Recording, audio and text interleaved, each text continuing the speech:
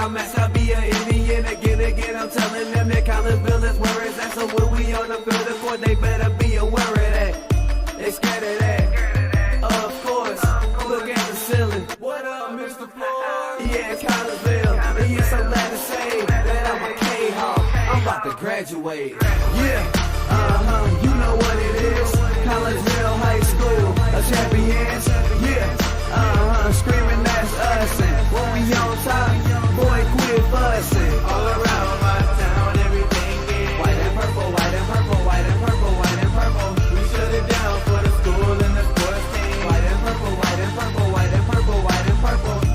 White and purple, yeah, I know you see it. You see the chaos and you tell yourself you wanna be it. I go to CHS, so I am a champ. I ran this game so long I'm starting to get a stomach cramp.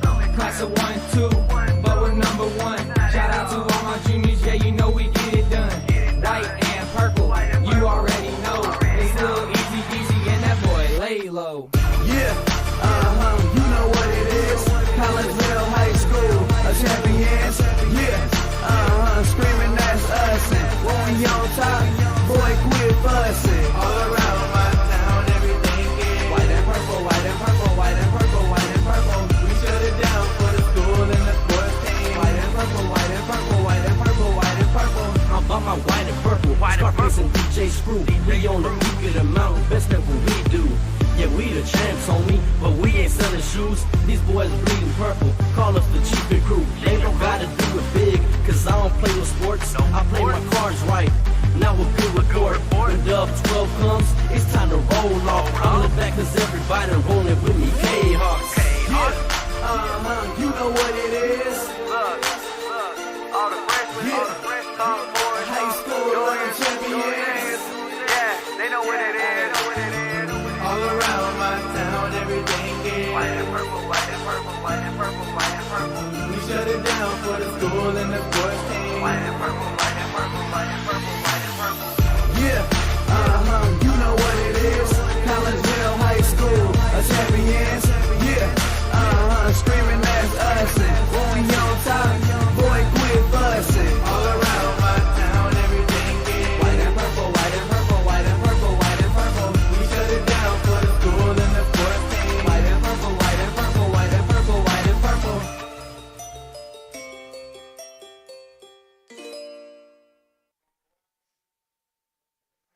And a very good evening, everyone, and welcome to Charleston, Illinois, as we have arrived along with your Collinsville Kahok football team. Week number 4 action getting ready to come your way next on the Kahok Sports Network as your Collinsville Kahawks get ready to take on the Charleston Trojans. I am Todd Duke. Chris Kettler is along as well. Glad that you're with us here on a Italian Fest Friday night from Charleston. Hope everybody back in Collinsville is got themselves a little Italian food, a cold beverage, and pulling up to watch us bring you this game here. And our pregame show brought to you by Cafe Agape in Collinsville. They have a booth down on the Italian Fest Main Street as well, right in front of Rich's Record Emporium. And they have a beautiful shredded chicken Parmesan sandwich that they are selling for Italian Fest. So make sure you check that out. And if you're in the need for some catering, you have a big or small event coming up, whether it's a luncheon or as big as a wedding reception, give them a call. They can handle all of your catering needs. 345 Cafe is their number. That's 618-345-2233. Well, the Kahawks come into this contest with a record of 2-1 under their second-year head coach Colton Rhodes, who now sports a record of 10-3. They are taking on the team from Charleston. The Trojans come in at 0-3, and they are under their fourth-year head coach Jerry Payne, and Coach Payne comes in with a record of 9-18.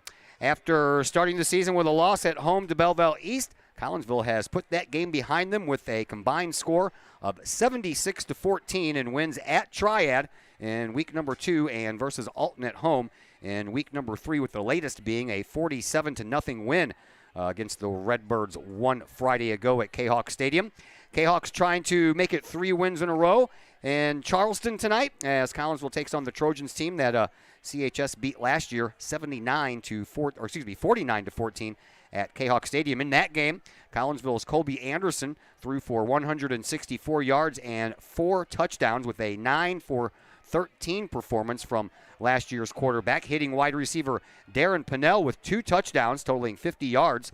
Charleston's 2 touchdowns came in the third quarter, and the only quarter that Collinsville did not score in. The Trojans, they have had a rough start to the year with an 0-3 record. They started with a road loss of 41-30 at Herscher before returning here to their home field for their home opener in week number 2 in the Apollo Conference matchup with Lincoln. Well, the Rail Splitters ruined the night by shutting out the Trojans 20-0. Charleston then hit the road last week for another conference battle at Effingham and fell 31-13 to the Flaming Hearts. Effingham burned the Trojans for 418 yards of offense, 199 passing, and 219 on the ground with 2 touchdowns in each category.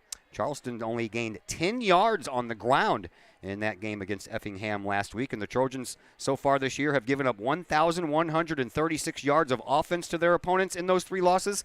That's a tune of 378.6 yards per game. So we'll see if Charleston can shore up their defense a little bit here as the high-flying Collinsville Kahawks come in to see if they can win 3 in a row and go to 3-1 on the year. I had a chance to broach those subjects and many more with Collinsville head coach Colton Rhodes, and we'll bring you that conversation next as the Cafe Agape pregame show continues here on the Kahawk Sports Network. Cafe Agape serves up some of the best sandwiches, burgers, pork steaks, meatloaf, fish, and more in Collinsville. And yes, they still cater. Wedding receptions, luncheons, business meetings, and much more. And Cafe Agape is your destination for all of your holiday and party favorites, both main courses as well as delicious sides. Cafe Agape in Collinsville is the only place to pick up a Kahawk sandwich or dog and the new Flamin' Kahawk sandwich. Cafe Agape, check them out at 703 St. Louis Road. Give them a call at 345-CAFE. That's 345-2233. And don't forget to tell them Stewie sent you. Collinsville High School alumni Stacy Lauenstein, CHS class of 91, Lisa Bassetto, Sarah Sulke, and Tracy Limp, CHS class of 94, Tony Geisen, CHS class of 96, and Kevin Robinson, CHS class of 99, want to wish all of our Kahawks a great year. We look forward to cheering you on and supporting you. Work hard on the court and the field, as well as in the classroom. Remember, once a Kahawk, always a Kahawk. Hashtag Kahawk Family.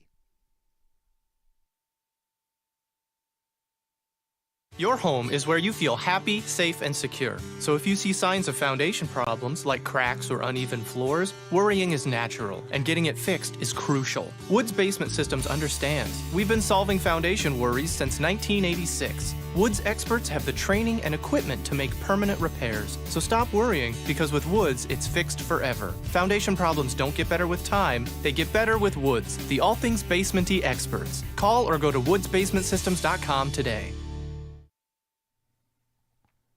Old Herald Brewery and Distillery in Collinsville produces their own spirits and beer on site, right at the restaurant.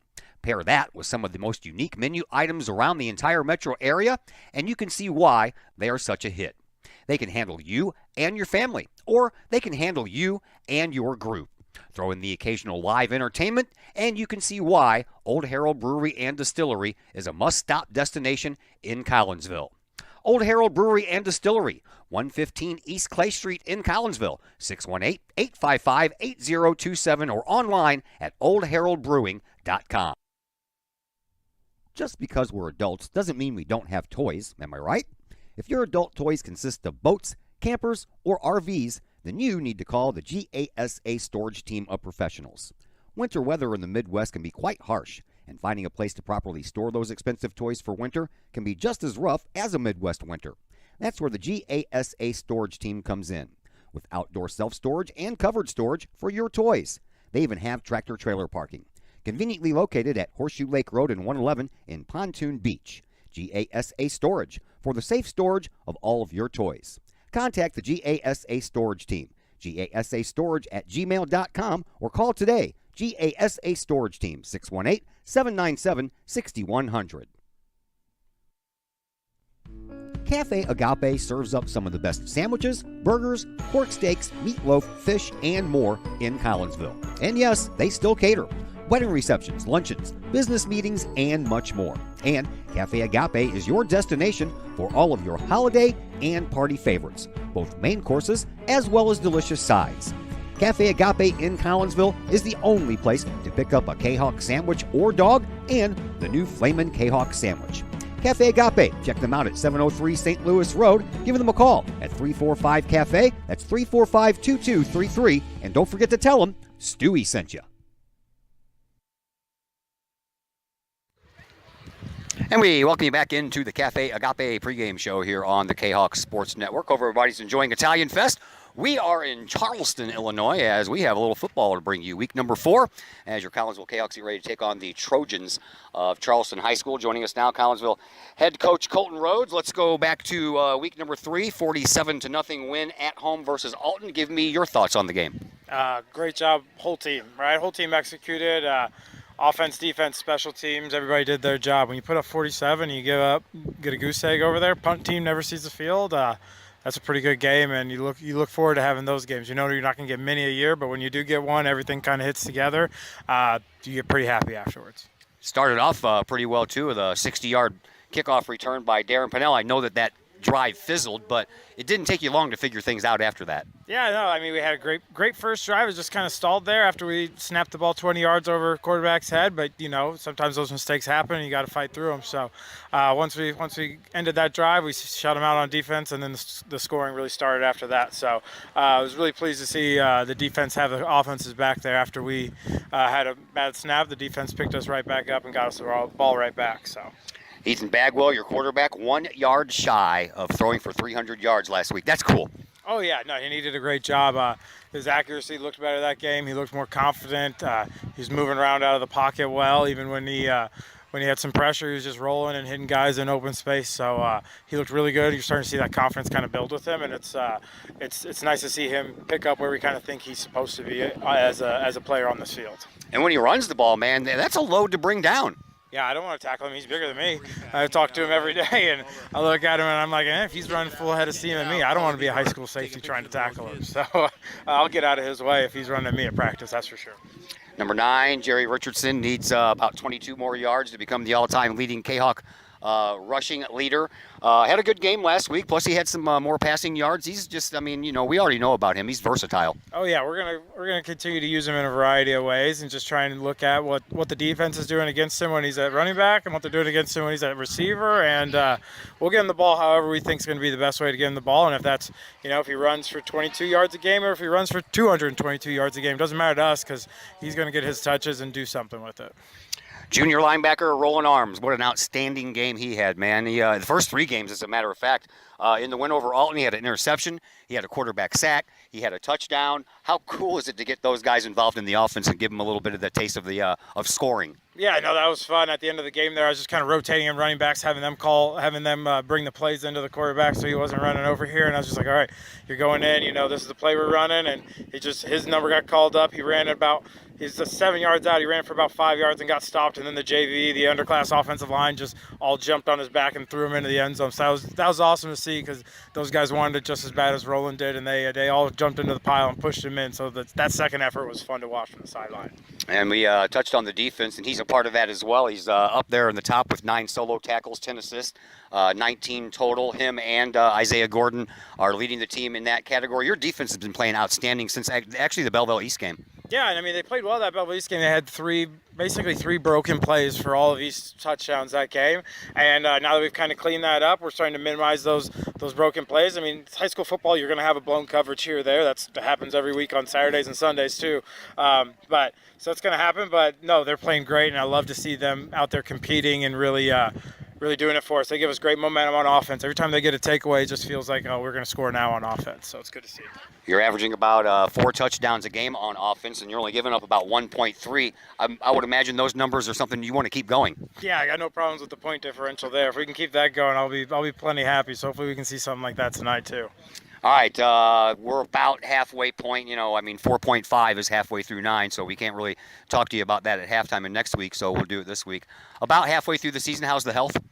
Health's good. We've lost. We're down about 2 linemen, a couple other guys, but losing Dalton Hersey for probably a couple weeks here, and Owen Stroud. We've lost him week 1, but he's hopefully coming back here in another week or 2. At least we're hoping. So health's not terrible right now. Could be worse. Definitely could be better still too. But happy where we are right now. But it's football. You're gonna have some bumps and bruises. You're gonna be hurt. You're gonna be injured, and we just got to figure out what we can play through and what we can't. And man, these kids will try and play through anything. So it's almost like I got to make sure we're keeping them on the right side of things. But that's what our awesome athletic training staff is for, making sure the kids are staying healthy. And Christian and Amanda do a great job of taking care of these boys.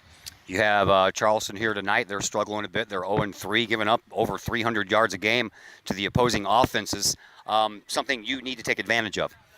Oh, yeah, definitely. If we can continue to take advantage of those, not only in our other games, but in this game, it's going to be huge for us. That's one of the things we pride ourselves on is looking to do that every single Friday night. Keys to your victory tonight?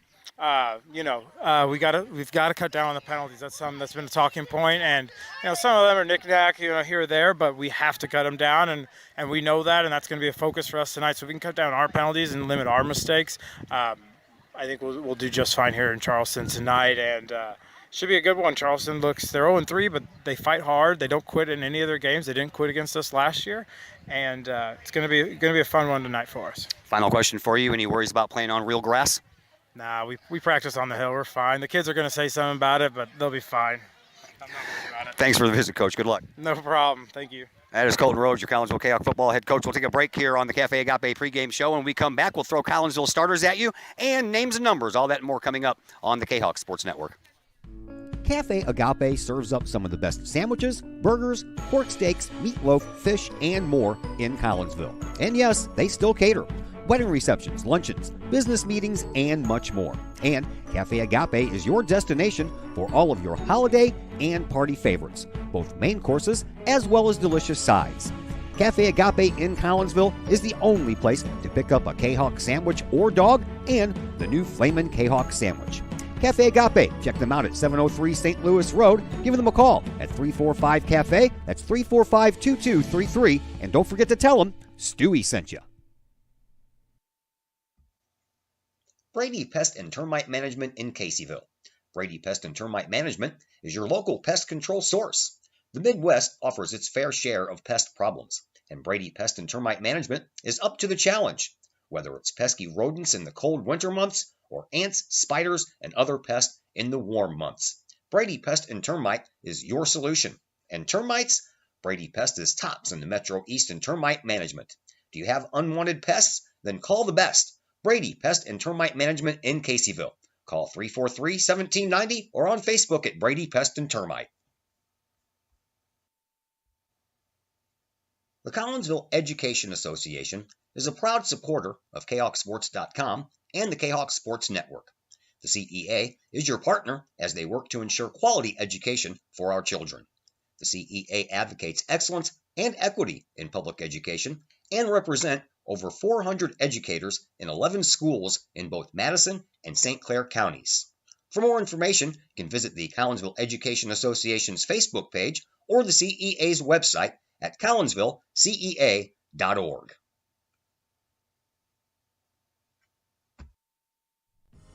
Looking for a little bite to eat in a nice, friendly establishment before heading out to a game? Look no further than LC's Pub in Caseyville. Just blocks from Collinsville High School, LC's Pub is the pub of choice for Kahok fans, before, after, or even during Kahok games. LC's Pub features a wide variety of traditional bar food like burgers and fries, chicken wings and chicken strips, appetizers like pepper jack mac and cheese bites, fried pickles, and green beans. Plus they have salads, fish, shrimp, and more. LC's Pub also features an outdoor patio, a gaming room, weekly poker tournaments, and a pool table, plus enough TVs for all the sports fans. And LC's Pub shows Kahok games live as well as Blues and Cardinals games. LC's Pub, 605 North Main Street in Caseyville, right across the intersection from All Pro Tees. Call for carry-out orders at 618-855-9007 and on Facebook at LC's Pub. LC's Pub, Kahok fans' pub of choice. The Times-Tribune, Madison County's longest-running leading independent newspaper. The Times-Tribune covers Troy, Collinsville, Maryville, and all the villages and communities of Madison County. from area city halls to sports, including the Collinsville Kahawks and Unit 10 District News. The Times-Tribune covers that and more. The Times-Tribune is a weekly hometown newspaper published every Thursday, and a one-year subscription is only $40 for the printed and online editions. For more information, call the Times-Tribune at 618-667-3111, online at timestribunenews.com, or follow them on Facebook at Times-Tribune. Cafe Agape serves up some of the best sandwiches, burgers, pork steaks, meatloaf, fish, and more in Collinsville. And yes, they still cater. Wedding receptions, luncheons, business meetings, and much more. And Cafe Agape is your destination for all of your holiday and party favorites, both main courses as well as delicious sides. Cafe Agape in Collinsville is the only place to pick up a Kahok sandwich or dog and the new Flamin' Kahok sandwich. Cafe Agape. Check them out at 703 St. Louis Road. Give them a call at 345-CAFE. That's 345-2233. And don't forget to tell them Stewie sent you. And once again, we welcome you back to Charleston here on the Kahawk Sports Network. Todd Duke, Chris Kettler along with you. We are moments away from getting this game started between Collinsville and Charleston. Charleston, by the way, won the coin toss. They deferred, so Collinsville will start off on offense, and the Trojans will get the ball first when the second half begins. Everybody say hello to Mr. Chris Kettler. How are you, sir? Doing all right, Todd. Great to be here in Charleston for another Kahawk game. Great to be with you here tonight. Yeah, the Kahawk's going to start here with the ball. Hope we can get this offense going right away where they left off last week, 47 points against Alton. I think we've seen getting this offense rolling after the first game didn't quite go so well, but we've gotten going here in the last couple weeks. Thoughts on the coach's comments? Yeah, it's nice when a coach can compliment his team, say we played pretty good last week, didn't do a whole heck of a lot wrong. But, you know, it's a new week. You got to work hard again against a team that, you know, Charleston got down last year early, but they never gave up, made it a bit of a game. So we'll have a heck of a game here tonight, hopefully. It's always nice when I can talk to a coach after a win. Yeah, it makes it easier for you. And, you know, just like Coach says, you know, team did well, and they did all right last week, and hopefully can continue here tonight in Charleston. I would hope so as well. All right, well, we know Collins was getting the ball first, so here's who you will see on offense after the opening kickoff. Number 10, quarterback Ethan Bagwell back calling the plays. Well, calling the plays that the coaches give him anyway. Bagwell, a 6'2", 225-pound junior. Running back Jerry Richardson wears number 9. He is a senior, 5'9", 180 pounds. Your wide receivers consist of Colby Anderson, the 5'9", 180-pound senior. Kylan Jordan, the sophomore, 5'11", 175 pounds. Darren Pinnell, the junior, 6 foot 180 pounds. And another 180-pound junior. And KJ Thorpes-Watt, he, however, is 6'2". On the line for Collinsville, left tackle is George Lopez, a 6'2", 270-pound senior. Max Link is the left guard. He is a senior who stands at 6 foot, weighs 225 pounds. Your center is Ian Kingan, a 6'3", 345-pound senior. Thomas Kohler is the right guard. He is a 5'11 junior, 250 pounds. And Javier Oseguera is on right tackle, and he is a 6'1", 320-pound senior. I think I wrote that down right. That's usually the way he sends it to me, with the one in the middle is the center, but usually Oseguera is the center. Defensively for Charleston, I do not have heights or weights for them, nor I got years somewhere, but it's not on this list. So your defensive end is Aiden Archibald. Nose tackle is Zach Price, and the defensive tackle is Alex Stout. And Marcellus Bowling is a defensive end, your linebacking core. Aiden Burnett, Ben Coffey, Scott King, and Langdon King. Your safety is Luke Nelson, and the other defensive backs, Jacob Rowe and Chet Schrader. We are about ready to go. Back deep for Collinsville is Jerry Richardson and Darren Pinnell, and the kickoff is on the way, and it's going to go all the way back to the 2-yard line where Pinnell takes it. He's across the 10, the 15, now the 20. Runs into a little opposition there as jersey's being tugged on, and he pulls forward to about the 26-yard line, and that's where Collinsville will start, 1st and 10 from their own 26. Pinnell had the first return last week.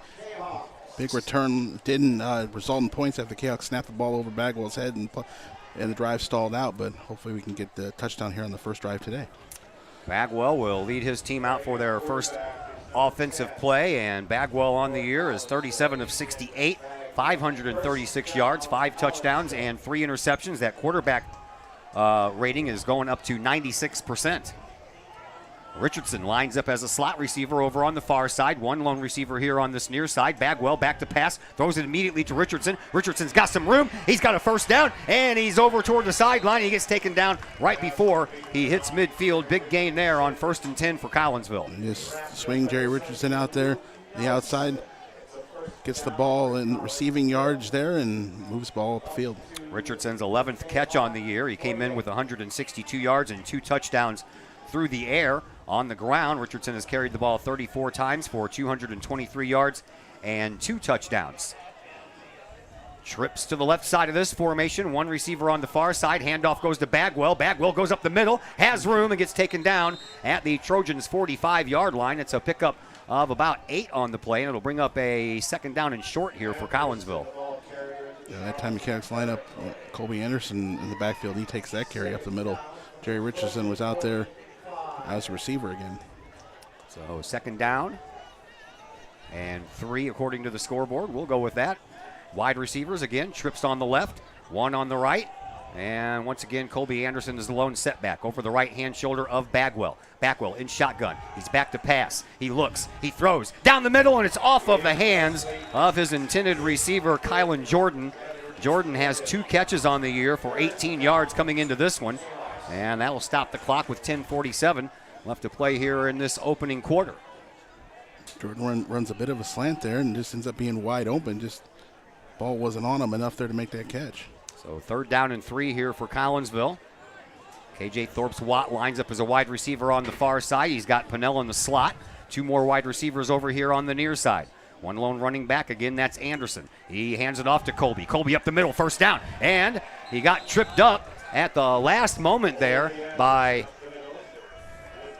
Chet Schrader, or else Anderson might have been off to the races. Anderson easily gets the 1st down, some extra yards, and he said Schrader trips him up. Otherwise, Colby might have got another 15, 20 yards. So fresh set of downs here for Collinsville. Ball on the Trojans' 35-yard line. 3 wide receivers over here on the near side again. And this time, Jerry Richardson is the lone tailback. Here's the snap, and Richardson fakes the handoff, and Bagwell keeps it. He got ahead of steam. He gets another 1st down, and the 225-pound quarterback barrels ahead, and the chains will move once again here for Collinsville. There's Richardson as the decoy there.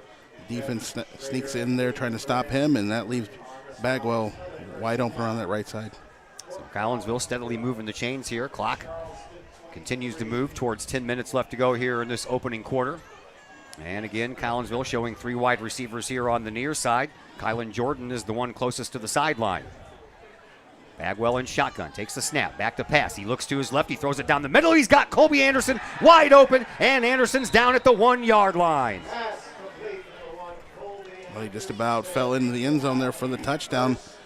Did make a spectacular catch, had 1 guy on him, and he's right down at the 1. Anderson came into this contest with 3 catches for 34 yards. He's got a long one there. He has 1 touchdown to his credit through the air. Anderson also has 1 on the ground as well.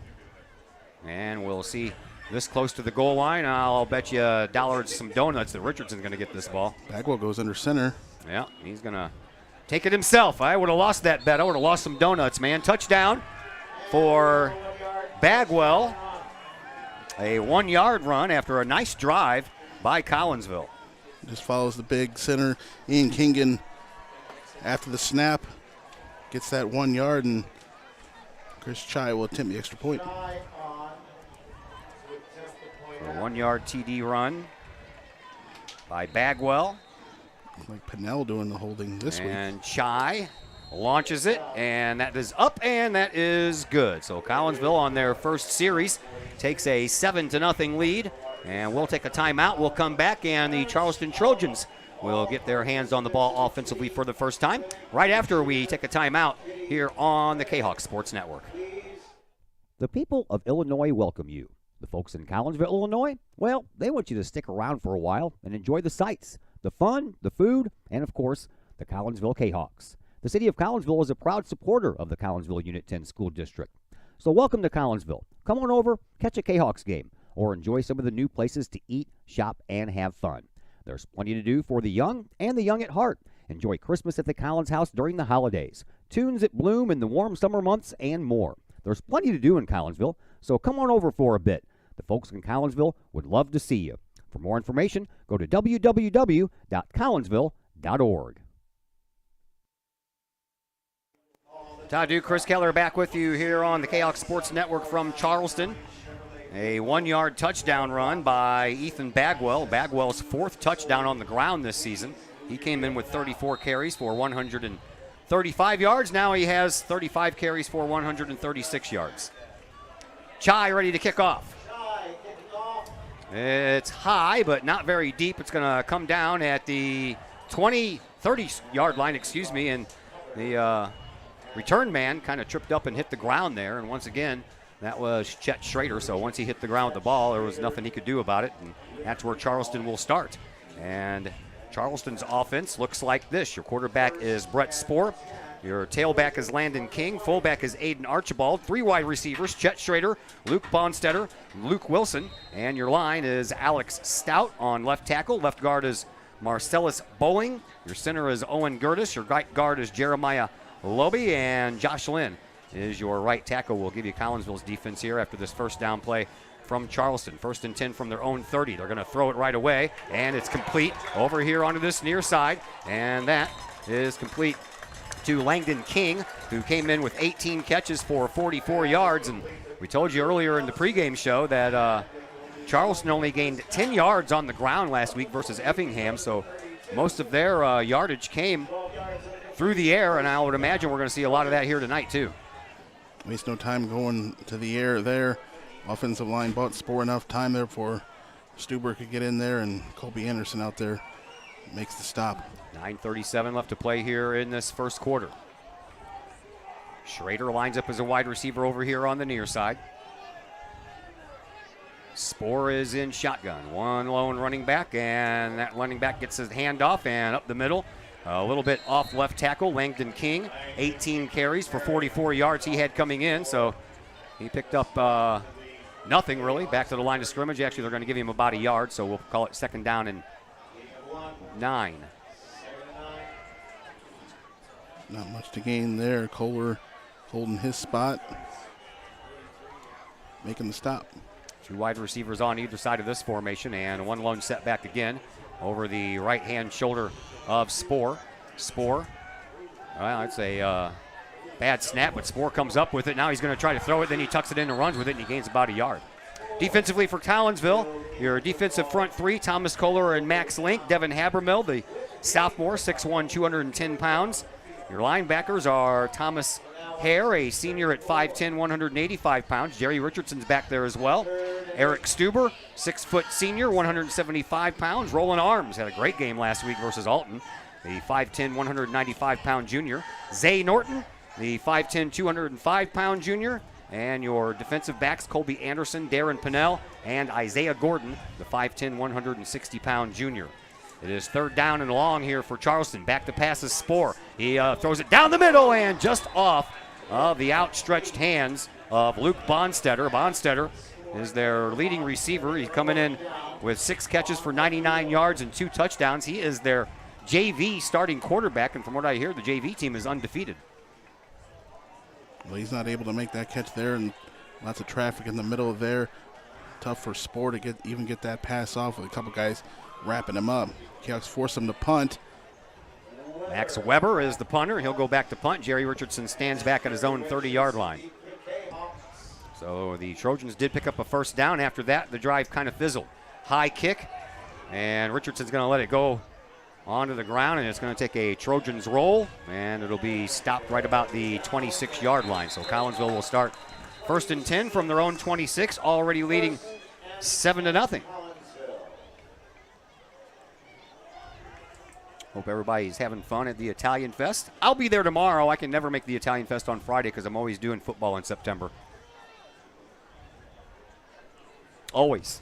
Yep. Even when we're at home, I don't get out in time to get down there and enjoy it. Me too. Yeah? I'll be down there tomorrow. A little bit of a light crowd. Some students made it out here to cheer, and Guess everybody else is at Italian Fest. Yep, our students are here in a white out. Their students are right below us here in cowboy hats, cowboy gear. That's what ours did a couple weeks ago at Triad. Yeah. So I don't know what we're waiting on. So there's a flag on the play? Personal foul. Well, I didn't even see anything happen. It's against Collinsville, so they're going to be backed up regardless. So instead of the 25-yard line, it's going to be back to the 10. I didn't see anything happen. I didn't even see the flag get thrown. Half the distance from here, from the 26. Players probably start here about the 13-yard line. The chains are still set up at the 26. Now they're going to move. Yeah. Never saw the flag. I never did either. I didn't know that anything happened after the initial down, after the Trojans touched the ball. Well, it was a personal foul, so somebody must have said something or done something wrong wearing the purple and the white. So instead of at the 26-yard line, it is at the 13-yard line. And Bagwell in shotgun once again. He takes the snap. Back to the 1. He launches it. He's got an arm, and he throws it. KJ Watts, he threw it over him about 5 yards. So, I mean, that's a rifle of an arm that he's got there. Let me tell you what. Just trying to catch KJ Thorpe's Watt there in stride to catch that one. If he gets that ball in stride, he would be gone. Easy touchdown. Calix, surprisingly, they're trying to bomb it out there in the shadow of their own goalpost, but that's the call. It's fine. 8:08 left on the clock after the incompletion stops the clock. We're in the first quarter, 7-0 in favor of Collinsville. KJ Thorpe's Watts lines up as a wide receiver on the far side. Pennell, Anderson, and Jordan all lined up here on the near side. That leaves Richardson as the lone setback. He gets the ball, and he's going to try that left side. He stiff arms one defender, stiff arms another, turns the corner, and a flag on the play right where Richardson went out of bounds. And I'm not sure if somebody's going to get called for a hold or a face mask or what. Wow, they put him up there kind of far. I thought he stepped out of bounds back there. I think a face mask on a Charleston player. Yep, that's a face mask on Collinsville.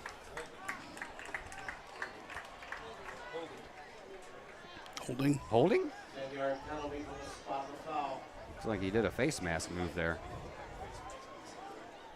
I don't know. I thought I saw him do that. I guess he was just bringing his hand down for effect. So Collinsville with 2 penalties before this draw. Well, one before the drive even started, and now one here will set them all the way back to the 9. That's going to bring up a 2nd down and 14. They've got to get it up to the 24-yard line for a 1st down. This time, 3 wide receivers line up on the right side of the formation. Richardson stands over Bagwell's left-hand shoulder. Bagwell in shotgun. He's going to pitch it out to Richardson, and Richardson drops it. Charleston jumps on it, but they lost it at the beginning, and then the ball squirted out, and Charleston's going to get it at the 4-yard line. It's going to be an incomplete pass. Is it? Okay. They're going to say that was a forward pass. All right. So an incomplete forward pass instead of a fumble, and Collinsville will keep the ball. It'll be 3rd down and 14. And good thing for the Cayoks there. Yeah, it is. The ball stayed loose for quite a while there, and before Richardson got it, and then the second guy on Charleston actually got ahead of it, but yeah. Fans here don't like the call on the field, but you're right, it was. It was a you shovel pass. If you shovel it forward Yeah. or just toss it slightly forward, it's all a forward pass, and big break for the Cayoks there. Sure is. But long ways to go here in this 3rd down. Yeah, ball on the 9-yard line, and a 3rd down and 14 to go here for Collinsville. Empty backfield. And Bagwell back to pass, 1 foot in the end zone, throws it down the middle. He's got Richardson, but it hits the backside of the defender, Jeremiah Hayes, and incomplete. Collinsville is going to have to punt, and Bagwell is going to be punting from the back of his end zone. That ball went off all kinds of people. Jerry actually got a hand on it, went off the back of one Charleston guy, and then another guy who came back to him as he dove for it. It's kind of amazing that nobody ended up with it. And, yeah, like I said, the Cayoks will have to punt from their own end zone, so this could be dangerous. Coach was worried about penalties, and yeah, it's coming behind. true, isn't it? Yeah, it comes through here. And so Bagwell will be punting from his end zone. Habermill snapping this one. And the snap is good, and the punt is on the way. A little wobbly, but it's going to fall down and take a Collinsville roll all the way into Trojan territory, and it'll be dropped down at the 44. So all in all, not bad. Could have been a lot worse. Yeah, you nearly turned the ball over and at the 1 yard line. Lots of stuff could have went wrong for the Cahoks there, and that was just one of them possessions where nothing goes right. Just have to have the defense come out here and do another fine job.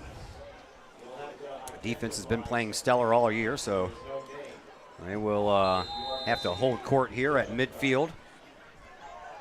Shut out last week, and really should have only given up 7 points against Triad.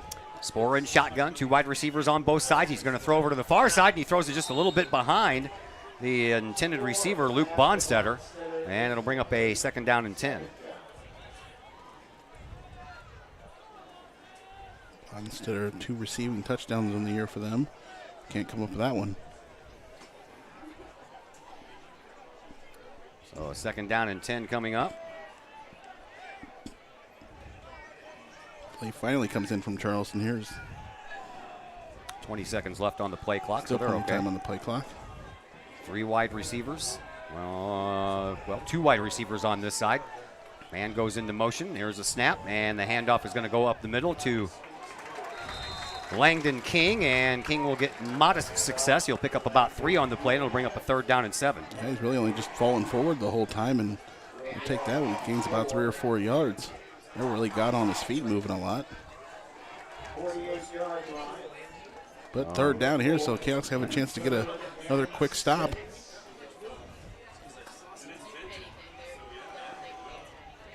I don't think my phone's working here very well. All right, so 3rd and long here.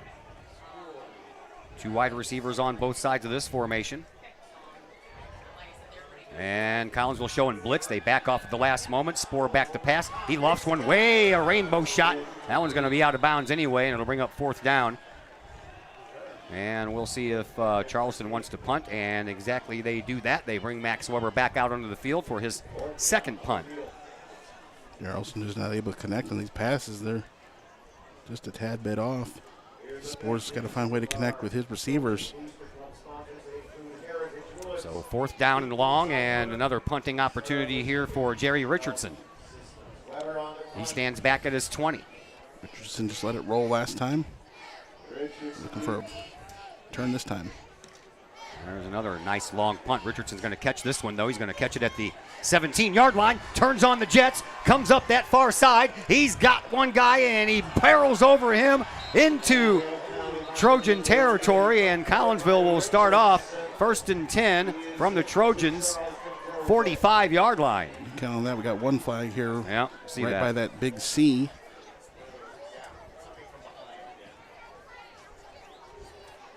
Collinsville's already committed a couple of costly penalties here in this 1st quarter.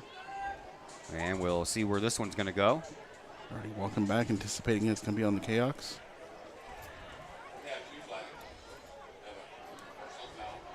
Yeah. And personal fouls, offsetting penalties on both sides, so it'll stay where it is. 1st and 10 for the Cahoks from the Charleston 45-yard line. 6.5 minutes to go. Is it me, or is this quarter going by really slow? I'm pretty sure we were through the 1st quarter already last week. I think so. Against Alton. So offsetting penalties, and Collinsville will give it a go from here. 3 wide receivers over here on this near side. Bagwell in shotgun. He has Richardson as his lone running back.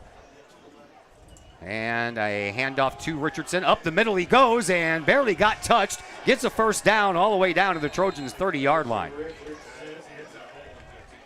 A huge hole to get through there. Jeremiah Hayes cleans it up for Charleston, but about a 14-yard gain for the Cahoks, Jerry Richardson. Well, we've had a few penalties. Those will always stop the clock. We've had a few incomplete passes as well. And Collinsville comes out with split wide receivers on either side of this formation. Richardson over the left-hand shoulder of Bagwell, and he takes the handoff again, tries the right side, has some modest success, and he's brought down at the 25-yard line. That's a pickup of about 7 on the play, so it'll bring up a 2nd down and 3. Not as much running room as he gets all the way to the outside there. Maybe could have followed a block there by George Lopez and cut inside, but probably would have ended up about the same way. We'll take that 7 yards on first down all the time. Yes, sir. Anytime you can get more than 5 on first down, you're in business. Pennell and Thorpe's Watt line up as wide receivers on the far side. Jordan and Isaiah Gordon over here on this side. Colby Anderson is the lone running back. He breaks out for a pass. He catches the pass, and a flag on the play just as Anderson got hit. A gain of about 2 on the play, but we'll see what the flag's all about. It's an interesting one because you got a sideline guy referee throwing a flag for stuff going on inside in the front lines. Is that a hat down there as well, or what is that? That's just the ball. Oh, okay. It's the ball. Never mind. Never mind. Sometimes this is my first day. There's the penalty call. Going back to talk to Coach Rhodes and be on the kicks. Pass interference against Collinsville. It looked like he had up, hold his hand up like it was number 5. Well, not too often you get the sideline guys calling a pass interference play. That's going to be 15 yards. according to my stat sheet from last week via Huddle, Collinsville only committed 4 penalties for 22 yards. And I believe that's their 4th one, although one of them was offsetting. So we've already matched our total penalty output from last week. So 2nd down and long. 18, they say. Bagwell will roll out to his right. He'll keep it. He'll go up that right tackle, and he'll get back to the original line of scrimmage, and maybe another yard after that. That's about it. This offensive line doing a good job there, creating some space. Bagwell, bigger back there than Colby Anderson, so he keeps it himself and plows through. It's about 8. Isaiah Norton leads the team in tackle category, by the way. Just wanted to point that out. He's out there in the offensive side. 3rd down and 10. And Gordon is going to line up in the slot, right in between Anderson and Jordan. Empty backfield. Bagwell in shotgun. Goes back to pass. Looks down the middle. Throws down the middle. He's got Colby Anderson inside the 10-yard line and down to about the 8. Collinsville will have a 1st and goal from there. That's definitely an area that Collinsville's been trying to expose. There was one drop there by Jordan and another drop earlier, but now Colby Anderson makes that 2nd catch there down in the middle. Nearly got in the end zone first for the 1st touchdown. Now the Kahawks have 1st and goal. Oh, one of my comment section keeps on shutting off. James Alexander says, let's go Kahawks. Let's go Kahawks. There's a snap. Bagwell. He's going to keep it. He's going to try that right side. He's got some success, and he gets inside the 5, and he's finally brought down at about the 2. Bagwell already has a 1-yard touchdown run here in this 1st quarter. We'll see what they dial up with a 2nd down and goal from the 2.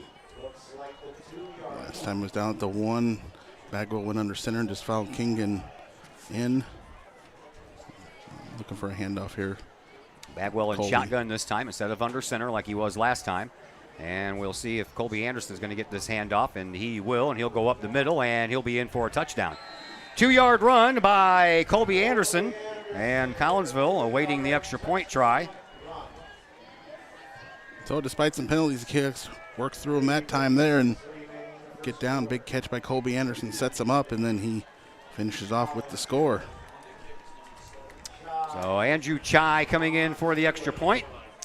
Darren Pennell is the holder. Here's the snap. Ball is down. Kick is on the way, and the kick is good. So Collinsville up 14-0 with 3:56 left to play here in this 1st quarter, and we'll be back with the ensuing kickoff in just a moment here on the Kahok Sports Network. Lakeside Roofing in Collinsville.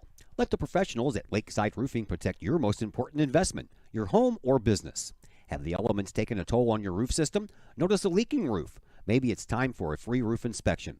Regular maintenance can extend the life of your roofing system by 10 years or more. Lakeside Roofing is your winning team for commercial and residential roofing systems. Lakeside's all-star professionals have installed, repaired, and maintained hundreds of roofs on both sides of the river. Call Lakeside Roofing today at 618-344-2800 or 314-241-5253 or online at lakesideroofing.com.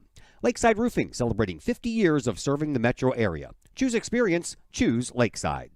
Clay's saying the ref is mic'd up. Have you noticed that? Huh? Clay's saying the ref is mic'd up. I haven't heard it, no. I haven't noticed that. Back here at Charleston. Trojan Hill is what they call this establishment here at Charleston High School. Actually, it's a field right in between the high school and the middle school. And Andrew Chai ready to kick off, and Chet Schrader and Langdon King are back deep. Kahok's up 14-0. Chai kicks off. And it's a roller. It's going to be downed at the 21-yard line. Schrader just gets to it just in time. Maybe a step and a half in front of Chase Reynolds. He nearly got to it there for the Cahoks. Cahoks could have made the recovery. So 1st and 10 for the Trojans from their own 21-yard line.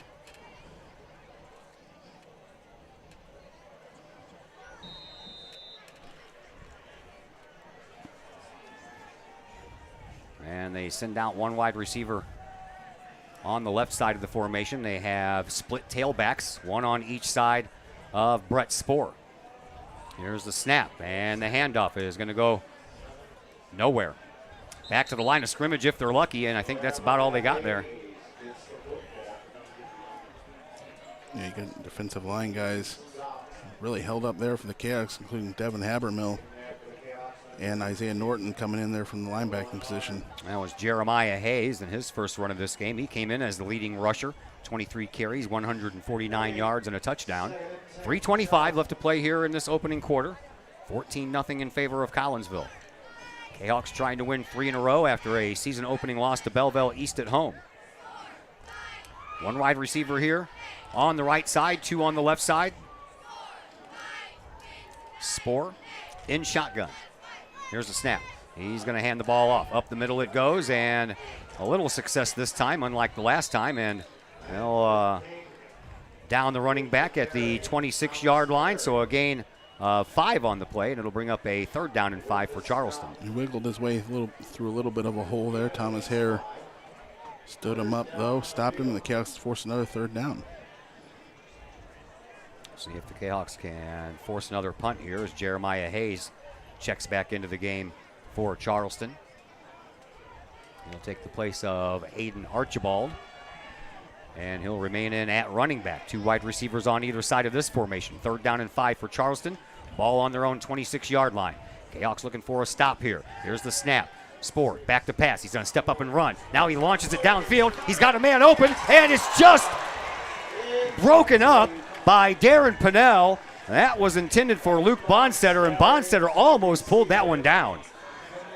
A little pop shot throw there, and Bonstetter just about pulled it in. Couldn't survive the crash down with Pinnell.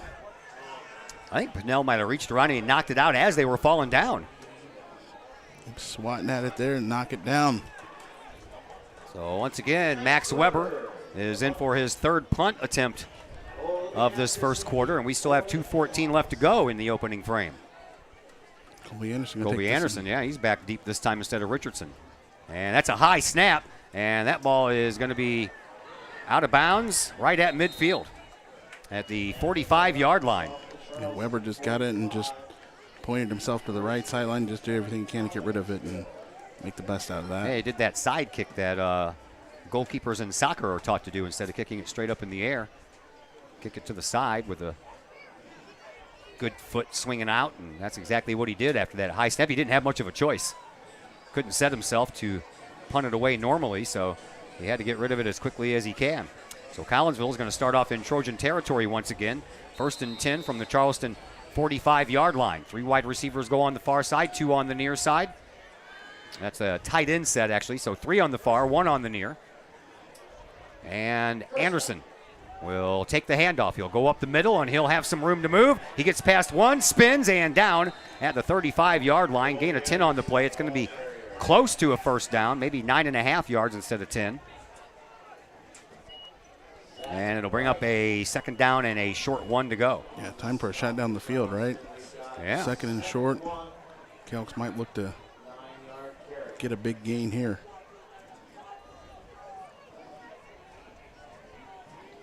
Hope everybody's all right. I haven't seen Richardson in the last few plays. Yeah, he wasn't out there on defense and didn't take the punt. Yeah, here is Bagwell back to pass. He throws it to Colby Anderson. Anderson trying to get around one. He's got the first down. Just hold on to the ball there, Colby, and he's down at the 33-yard line. It'll be a fresh set of downs here for the Kahawks as they look for touchdown number 3 here in this first quarter. 1 minute, 23 seconds left to go here in the first. Chains moved, and now they're set, and the clock will start once again. KJ Thorpe's-Watt goes out on the far side along with Ryan McIntyre. And Isaiah Gordon over here by himself is Jordan. Colby Anderson is the lone running back.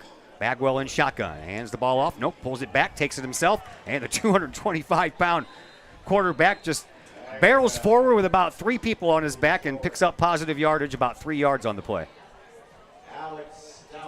Pretty impressive there. Talks to his stamina there to get through them 3 guys. Get about 3 yards. So it'll bring up a... Cats don't have to snap this before the end of the quarter. Or, yeah. They don't, but they probably will. They can set here. Still plenty of time to go. Anderson in as the lone running back once again. 3 wide receivers on the right side, 1 over here on the near side. Bagwell in shotgun, takes the snap. He looks, he throws down the middle. Man, KJ Thorpe's-Watt. Second time that he's dropped a pass here, and both times he's been wide open. He's ready to make his move up the field there. Just got to secure the ball. Once again, wide open in that middle of the field where plays have been successful for the Kahawks. Just haven't connected on a couple of them. Yeah, no, haven't connected to Thorpe's-Watts. Everybody else he's pretty much connected with. KJ having a little rough go at it here. He'll line up as the wide receiver on the far side. Over here on the near side is Jordan. Slot receivers on both sides, and Anderson is the lone setback. Here's the snap. The handoff goes to Anderson. He tries up the middle, and he barrels through the initial line of scrimmage and picks up 1. And it'll be 4th down and about 5 here for Collinsville, and I'm sure they'll go for it from here. But they'll do that in the second quarter as the first quarter comes to a close. And we will be back to tell you all about the start of the second in just a moment here on the Kahawk Sports Network. Looking for a little bite to eat in a nice, friendly establishment before heading out to a game? Look no further than LC's Pub in Caseyville. Just blocks from Collinsville High School, LC's Pub is the pub of choice for Kahawk fans, before, after, or even during Kahawk games.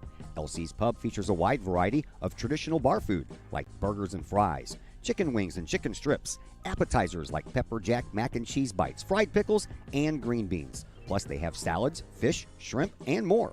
LC's Pub also features an outdoor patio, a gaming room, weekly poker tournaments, and a pool table, plus enough TVs for all the sports fans. And LC's Pub shows Kahawk games live, as well as Blues and Cardinals games. LC's Pub, 605 North Main Street in Caseyville, right across the intersection from All Pro Tees. Call for carry-out orders at 618-855-9007 and on Facebook at LC's Pub. LC's Pub, Kahawk fans' pub of choice.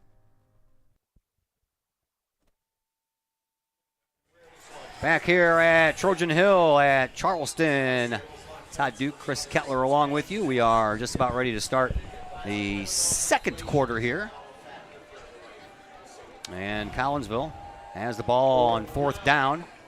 And they got Charleston to jump. Charleston jumps, so that'll be an automatic first down. They needed about 4.5 yards, so they'll get 5 on the penalty. Well, I do hear him. Heard him for the first time, and then they called false start on the Chaos. They did. Then he was still mic'd up. He's still mic'd up, and he's telling the guy he's walking the wrong way. I don't think I've ever been to a high school game where the referee's been mic'd up. Yeah, all right. Give the other ref a break. They just changed sides. I know. All right, so instead of a 4th and 4, we have 4th and 9. So we'll see if Collinsville can dial up something here as Bagwell goes back to pass. He looks, he throws down the middle. He's got a man open, and no, again. a ball that should have been caught, this time by Isaiah Gordon, and he just couldn't hold on to it as he was falling into the end zone. Right in on the hands again, and then popped away, hit his hands the second time. Just can't make the connection in the end zone. Boy, oh boy. Well, a turnover on downs, and Charleston will get the ball back. And they'll have it 1st and 10 from their own 33-yard line. Charleston has been unable to get anything going on offense. They have 1 first down in this game so far, and that was the very first possession they had on offense. After that first down, they had to punt, and they have punted ever since. 2 wide receivers lining up on both sides of this formation. 1 lone running back stands over the right-hand shoulder of Spoor. Man comes into motion. Here's the snap, and the man gets the handoff, and bringing it up is Jeremiah Hayes. Hayes has that ball ripped right out of his hands by Habermill. Habermill, he's going. He gets around one, and he gets the ball away. Oh boy, no, he can't do it because it was a forward handoff, and you can't do that. He handed the ball off to Zay Norton, and you can't hand the ball off forward. You could have lateraled it back, but you can't do it forward. So lots going on there. Yep. Montre Kroom, I believe, got the thing that knocked the ball loose. And then Dever Habermill, he's a tough guy to bring down. He's just barreling towards the end zone there, gets to the 5, and somehow either he flipped it towards him or it was knocked out of his hands, ends up going forward into Zay Norton's hands, who scores, but it's not going to count because, like we said, it's an illegal forward pass. Illegal forward pass. Because he kind of tossed the ball to him. Let's see what the referee says.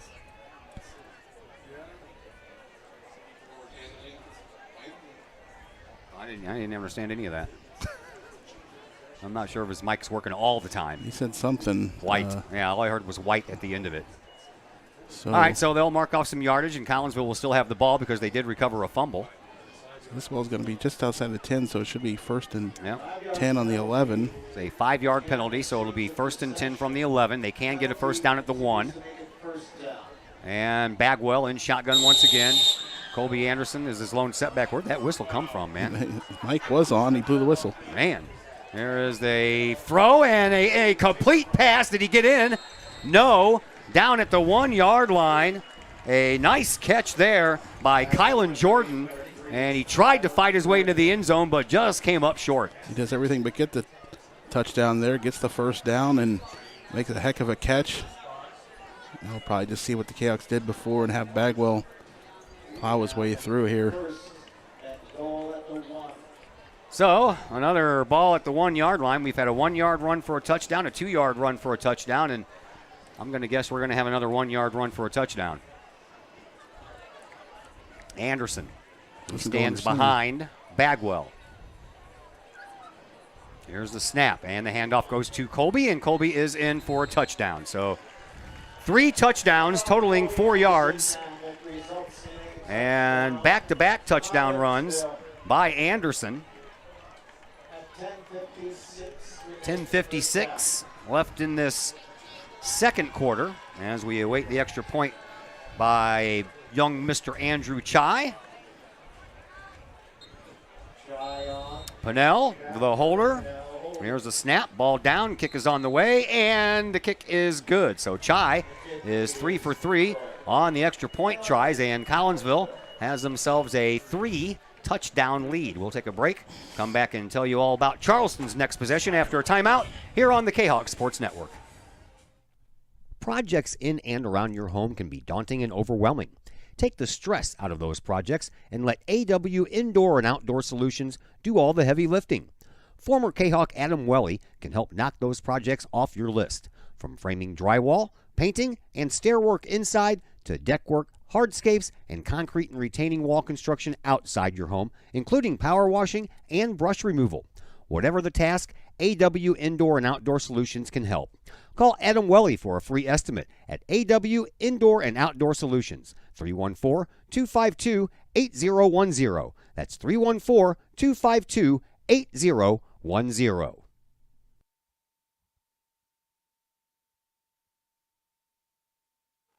3 touchdowns by Collinsville here in this first half, all on running plays. 2 1-yard runs, one by Bagwell, one by Anderson, and a 2-yard run by Anderson. And Collinsville is up 21-0. All set up by pass plays, though, that just came up a bit short, but the Kayaks waste no time on all 3 possessions, scoring right after that. I don't know why Habermill thought it was a good idea to toss that ball forward. He just should have kept it. If they would have tackled him, he would have been inside the 5. Here is Chai's kickoff, and this one is going to go long, and it is going to be caught at the 5-yard line by Langdon King, and then King is going to take a beating inside the 20-yard line. They'll put him down at the 19. I'd say he takes a beating, gets hit by about 5 guys down there. Christian Smith, Jalik Nelson, among the ones down there getting after him. So Brett Spoor will bring his team back out for another round of offense here. So far, 3 punts by Charleston.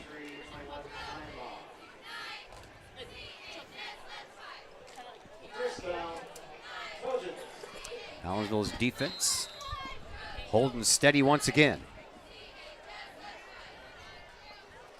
A little confusion on the play there. We'll bring a wide receiver over here, 2 on this side, 1 on the far side. Tight end tucked in there as well. Man goes into motion, and Spoor takes a low snap, and he's going to move it forward, but Habermill is not going to have any of that. He'll stop him at the 20 and then push him all the way back, and he'll get about 2 yards after the initial push forward, so that'll bring up a 2nd down and 8 for Charleston. Habermill just knocks his guy, Marcellus Bowling, off to the right there as Spoor tries to come in on the other side. He still makes the tackle. So 2nd down and 8 coming up here for Charleston. 10:15 left to play here in this first half.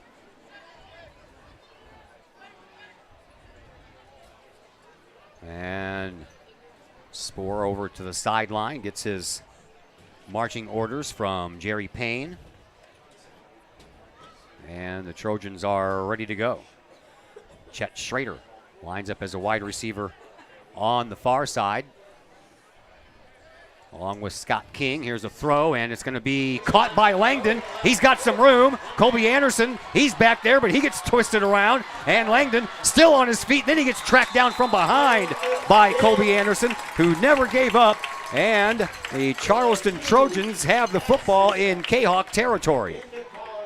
Landon King went in motion there and just kind of ended up behind the defense there on the matchups there. Kahawks didn't adjust well to that one there. He makes a good catch and stayed pretty elusive there all the way across midfield. 2nd first down of the night for Charleston. Yeah, first play of the game, they got a first down on the pass play, and now it's been a long time since. Correct me if I'm wrong, this is their first time in Kahok territory, right? Seems that way. Yeah. They got it close to midfield last time, or I think that was their first possession, actually. Split wide receivers either side, 2 of them on the far side. And here's the snap, and the handoff goes up the middle after a little stutter step there by Jeremiah Hayes, and they loose ball. Collinsville says they have it, but the guys wearing the black and white stripes are the ones who will tell us the truth. Looks like they're going to say Charleston's ball, this near side official. Now the one in the middle stops the clock and says it's their ball. Yeah.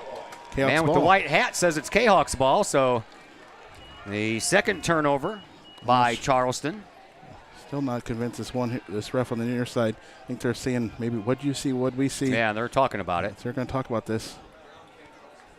And I don't see any signal going the other way. They're taking Charleston's ball to their sideline, so it's Kahawk ball. Kahawk ball. Running back there was going to get tripped up there, going around the right side. He tried to stay alive, go to the left, and someone down the Kahawk defensive line, can't give him kudos there, missed it there on who knocked the ball clear. So 3 punts and 2 turnovers for Charleston. And Collinsville has the ball back. Empty backfield. 3 wide receivers over on the right, 2 on the left. And Bagwell in shotgun.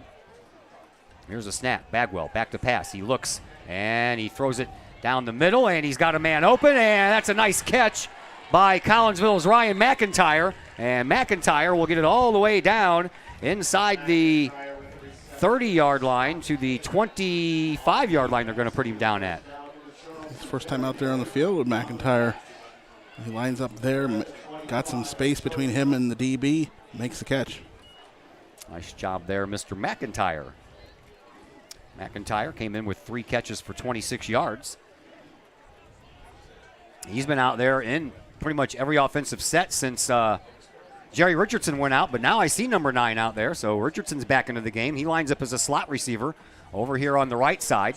2 wide receivers on the far side, empty backfield again, and coming into motion is McIntyre. Fake handoff to him. Bagwell keeps it, tries that left side, and gets about 5 yards before he's finally brought down. He gets behind Javier Oseguera there to make that play work. Ben Coffey on the tackle.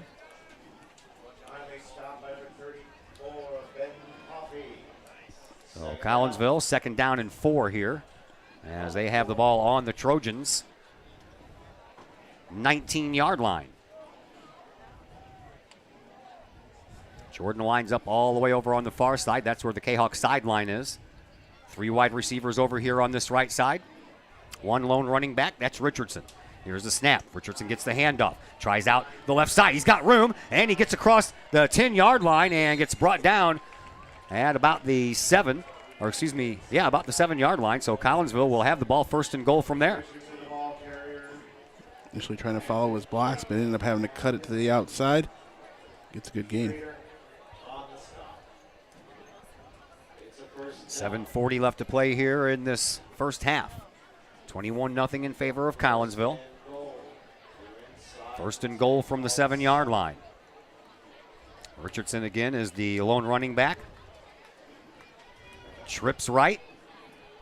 And Bagwell in shotgun once again.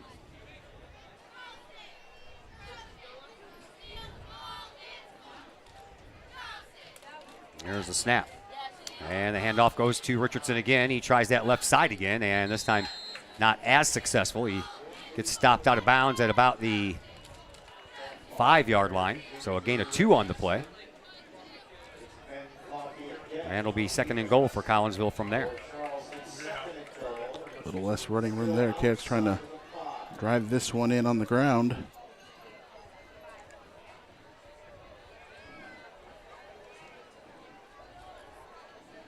Again, Richardson's the lone running back. He's over the left shoulder of Bagwell. And Pennell goes into motion. Fake snap to him or fake toss to him, and Richardson gets it. He goes right up the middle, and he'll get it up to about the 3-yard line before he's finally pushed back. So they'll bring up a 3rd and goal here for Collinsville from the 3.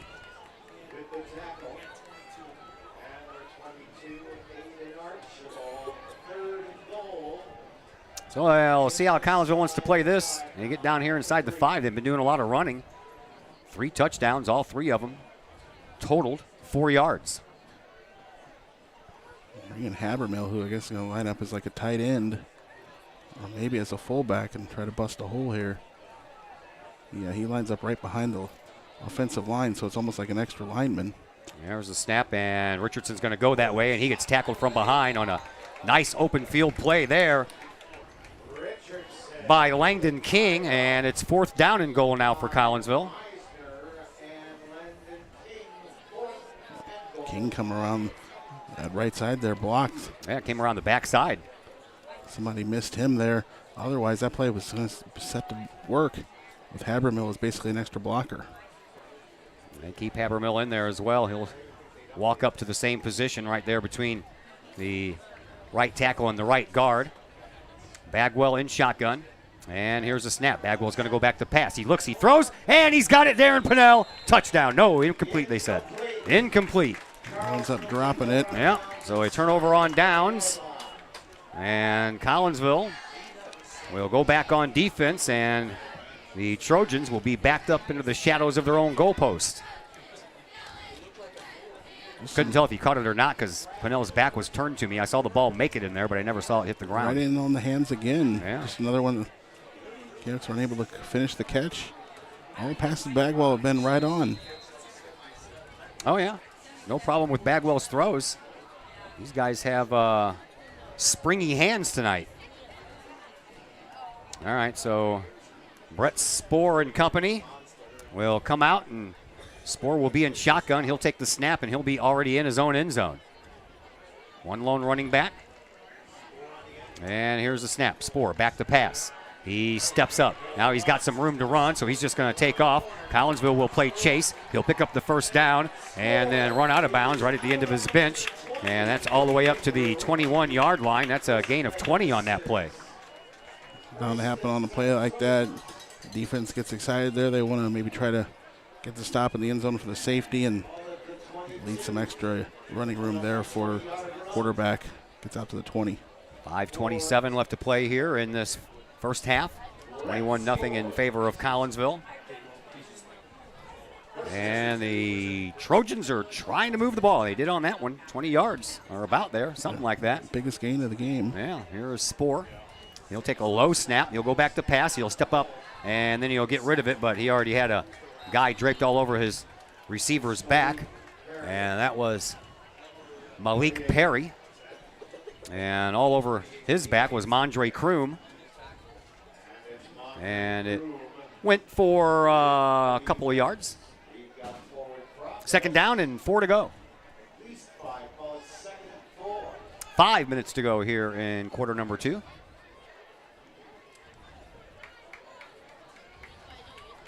Two wide receivers head out over onto the far side. One of those is Chet Schrader, and Luke Bonsetter is in the slot.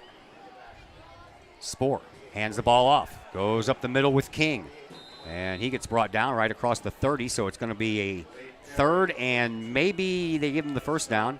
It's going to be close. Looks like they're stopping the clock at least to look at it. Yep, we're going to go ahead and give it to him. First down. First down, Charleston. So 4:37 left to play, and they'll start that clock up once again once they get those chains set, which they've already done.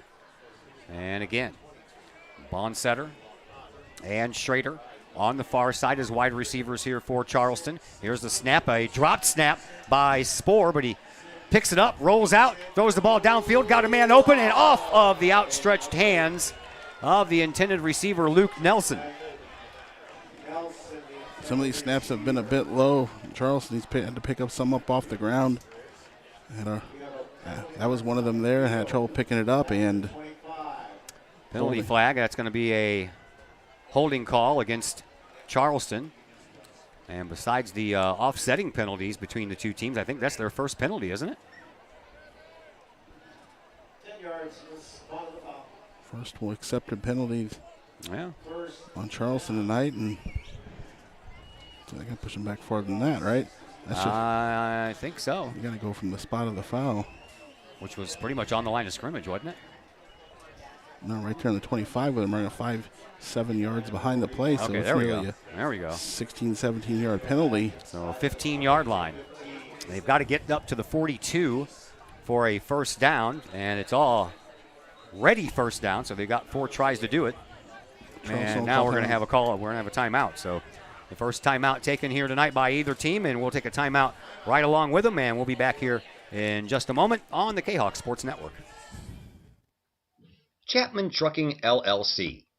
Chapman Trucking is a local Collinsville business owned and operated by 1994 Collinsville graduate Christy Chapman. With over 10 years of experience, Chapman Trucking, LLC can take care of all of the heavy lifting when it comes to hauling aggregate materials such as sand, driveway rock, dirt, boulders, and more. That includes getting your heavy work equipment to your work site where it needs to be. Give Christy a call for a free estimate at Chapman Trucking, LLC, 618-960-9346, or online at chapmantruckingllc.net. I couldn't ask for a better agent, for a better company in a disaster where you have no idea where to start.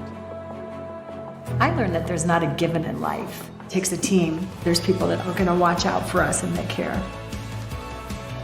It's been pretty stressful. Once we saw Lori and got our plan, it's like a huge weight lifted. In Collinsville, call Scott Allen at 618-346-1500. Back here at Trojan Hill in Charleston. Second quarter action, 4:17 left to play here in the second quarter. 21-0 in favor of Collinsville. Charleston with the ball. And it'll be first and a couple of city blocks for the Trojans to get a first down. Here's a snap. Spoor goes about, rolls out to his right-hand side. He throws while he's on the run, and he's got a man open, and he gets pushed out of bounds. And a nice pickup there by Luke Bonstetter. And that's a completion of about 10 yards. Yeah, yardage-wise, Bonstetter, their leading receiver. Gordon right there just pushes him out of bounds. That'll bring up a 2nd down and 16. Spoor has his play from the sideline, brings it out to the huddle. 4:08 left to play here in this first half. Two wide receivers over here on the near, one on the far, split tailbacks on either side of Spoor. Here's the snap. He's going to go back to pass. He throws the ball. Got a man open over here. That's King. And he's going to get taken down at about the 30-yard line by a host of guys wearing the purple and the white. That was a pickup of about 6 on the play, and it's going to bring up a 3rd down and 11 here for Charleston. Actually, they move it inside the chain, so it looks like a 3rd and 9 coming up. Anderson and Pinnell among the ones getting the stop there. Another 3rd down for this Kahok defense. We'll see what both teams have up their sleeves. Collinsville is very stout on 3rd down defense. Two wide receivers again on both sides of the line of scrimmage. One lone. Running back. Spoor takes the snap. He's going to go back to pass. He looks, he steps up, and he launches a high rainbow shot again, and that's a flag. That is going to be a flag on Mondre Kroom as he looked back for the ball and ran right into the backside of Langdon King. And unlike, the NFL, you don't get the ball where the foul took place, but when they mark off the yardage, it will be enough for a 1st down. Kroom didn't have any idea that King kind of slowed down, did that stutter step waiting for the ball to get to him. He just ran right into the back of him.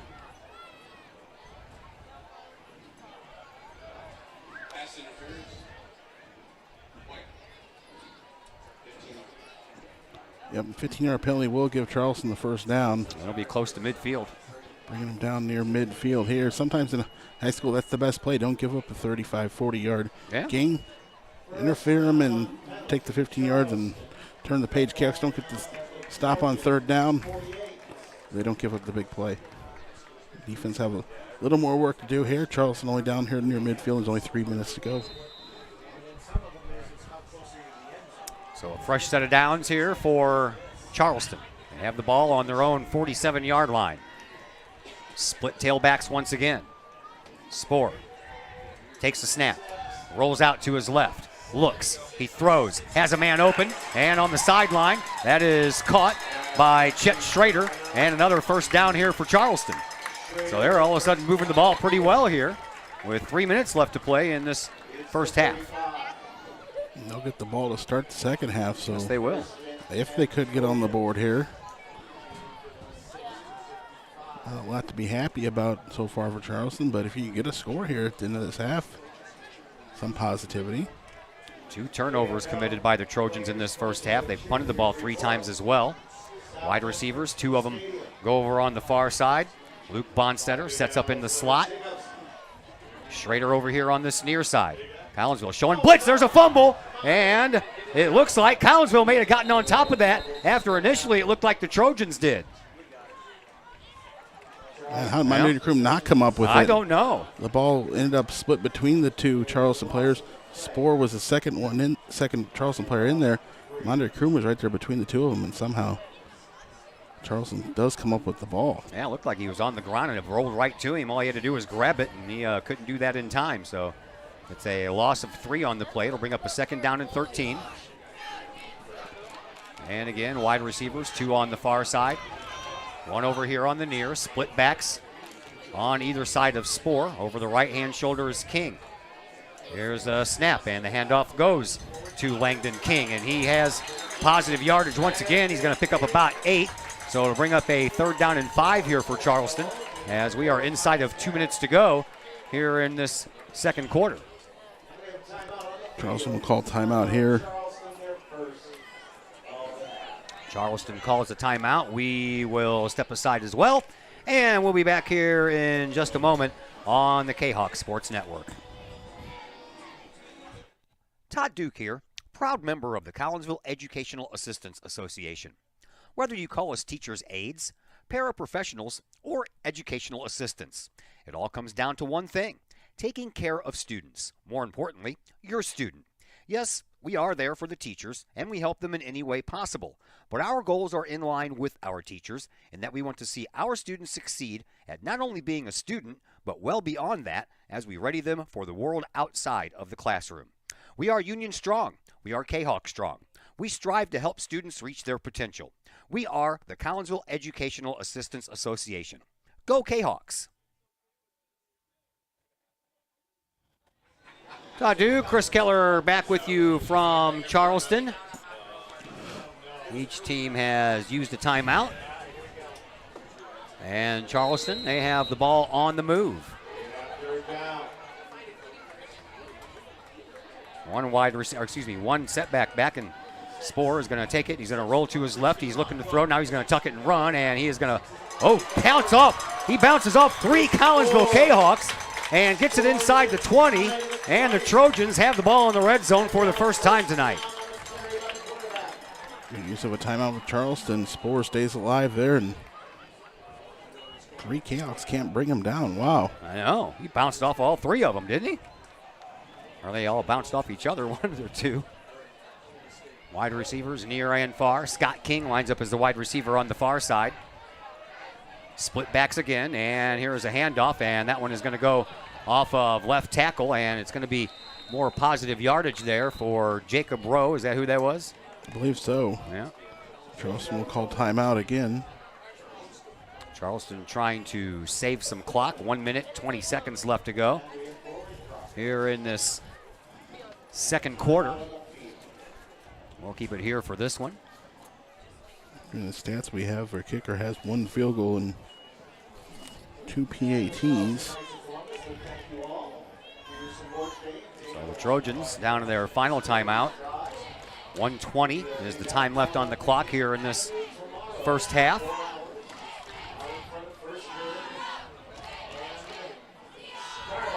We are back with you next week with some more fun stuff. We have soccer for you on Tuesday from Kahok Stadium as Edwardsville comes to town. Kahawks already beat Edwardsville once this year, looking to complete the home and away sweep. I don't even know when the last time they've done that. Kahawks get through first half of the conference schedule unbeaten. Now the second time through begins Tuesday. Yeah. And we have volleyball for you on Thursday. Then we'll be back home next week for some Friday night football. Spohr in shotgun once again. 2 wide receivers on both sides. He's going to go back to pass. He looks, he throws into the end zone, and that's a touchdown. That is a touchdown, and a nice catch for Charleston. And Luke Bonstetter picks up his 3rd touchdown of the year, and that one was a good for about 23 yards. Kahawks had a chance to go up 4 scores there. Could have been 28-0 or something like that, but Charleston comes right down here. Big pass interference penalty kept the drive going, and Charleston gets on the board here. Weber for the extra point. The kick is on the way, and the kick is good. So, from 21-0 to 21-7, Collinsville still has the lead, and we will take a timeout and come back in just a moment here on the Kahok Sports Network. All Pro Tees in Caseyville is your place for custom apparel and has been for over 20 years now. Why? All Pro Tees can handle any size project, big or small, and they specialize in large group orders. At All Pro Tees, quality is number 1 on their list of priorities, as is evident by their excellent customer service. Do we mention All Pro Tees has over 20 years of experience? They can even help with fundraisers and event merchandising for your group. So for all of your apparel needs, for civic groups, sports teams, business outings, or even a family reunion, your apparel needs stop at All Pro Tees. All Pro Tees in Caseyville, right across the street from Kahok Stadium. online at allprotees.com or on Facebook at All Pro Tees, or call All Pro Tees at 344-2200. 1:14 left to play here in this first half. Collinsville will get the ball back with 2 timeouts if they want to try to answer that. Nice drive on the touchdown there by Charleston. Not a lot going for them. Only had 2 first downs coming into that possession, but they answer back after stopping the Kahok on downs, down inside the 5-yard line. So Weber set to kick off. Pinnell and Richardson back deep. They stand at their own 10, and a high kick is going to be handled by Richardson. He'll take it at the 7. He'll work his way up across the 20. Has Pinnell as his lead blocker and follows Pinnell all the way up to the 30-yard line where Richardson is finally brought down. So Collinsville will have 1 minute and 6 seconds to move 70 yards, and they got a couple of timeouts to work with as well. I think you try for a shot here. Charleston's going to get the ball, starts third quarter, second half. Try to see if you can't move the ball down the field here a little bit. We'll see what they have up their sleeves. KJ Thorpe's Watt and Darren Pinnell line up over here as receivers. McIntyre and Richardson joins them as well. McIntyre and Jordan on the other side. Empty backfield for Bagwell. He's in shotgun. He's going to go back to pass. He rolls out to his right. He's got all kinds of pressure coming. He's going to launch it. He does, down the sideline, and KJ can't hold on to it. That is the 3rd dropped pass for KJ Thorpe's Watt here in this game. See, defender fell down there and it was just right on KJ's hands, and all he's got to do is make that catch and walks to the end zone. You know, nobody's more upset than KJ. Oh, yeah, you can tell frustration there. Go get the next one. Get those ones. Get the next one. Yeah. No other choice than. Kylan Jordan lines up on the far side along with 2 more receivers. Thorpe's Watt lines up by himself over here on the near side. Here's the handoff to Richardson. He gets buried in the backfield. That's going to be a loss on the play. That's going to bring up a 3rd down and long. And Colton Rhodes would like to take a timeout. And he gets that wish granted. And we will take a timeout right along with him. And we'll be back here in just a moment on the Kahok Sports Network. Are you looking to update the appeal of your home's interior? Look no further than Hayden Interiors, LLC. Hayden Interiors, LLC is owned and operated by former Kahok graduate Nick Hayden. Hayden Interiors, LLC will help you get that new look that you want for your home. Flooring, baseboards, doorways, as well as interior renovations or interior additions. Kitchen, living room, bedroom, hallways, basements, stairways. Let Hayden Interior, LLC help you find the look that you want. Call Nick Hayden today at Hayden Interiors, LLC, 618-772-6790 for your free estimate. Hayden Interiors, LLC, on budget, on time, every time. That's Hayden Interiors, LLC. Call Nick at 618-772-6790. 47.2 seconds left here in this first half. It's 3rd and 11 for Collinsville.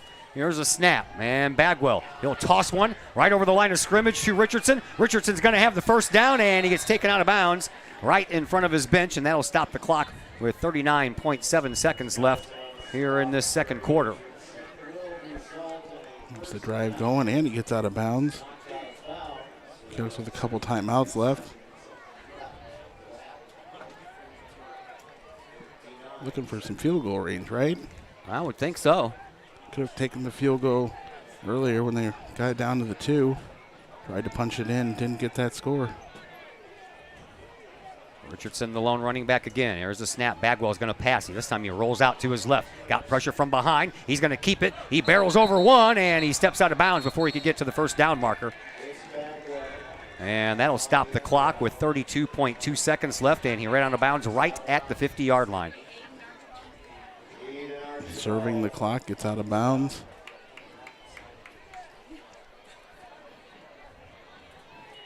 Just off the midfield, right at 49. Cats probably need, at least 30 more yards, right? I would think reasonable so. Field goal.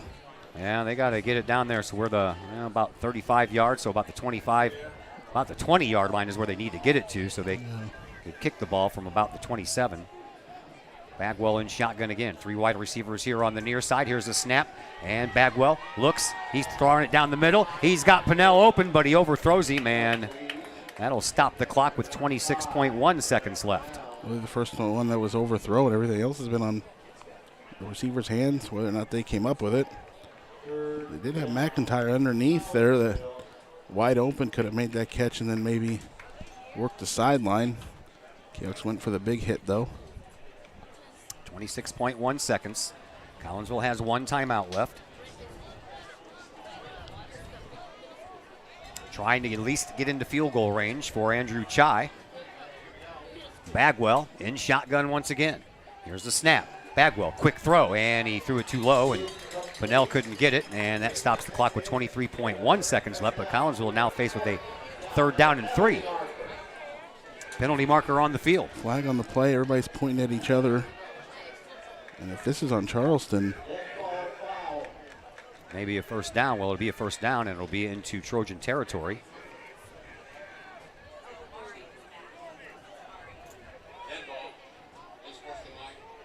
Ooh, unsportsmanlike conduct. That's 15 yards, isn't it? Yeah, it'll be 15 yards. Yeah.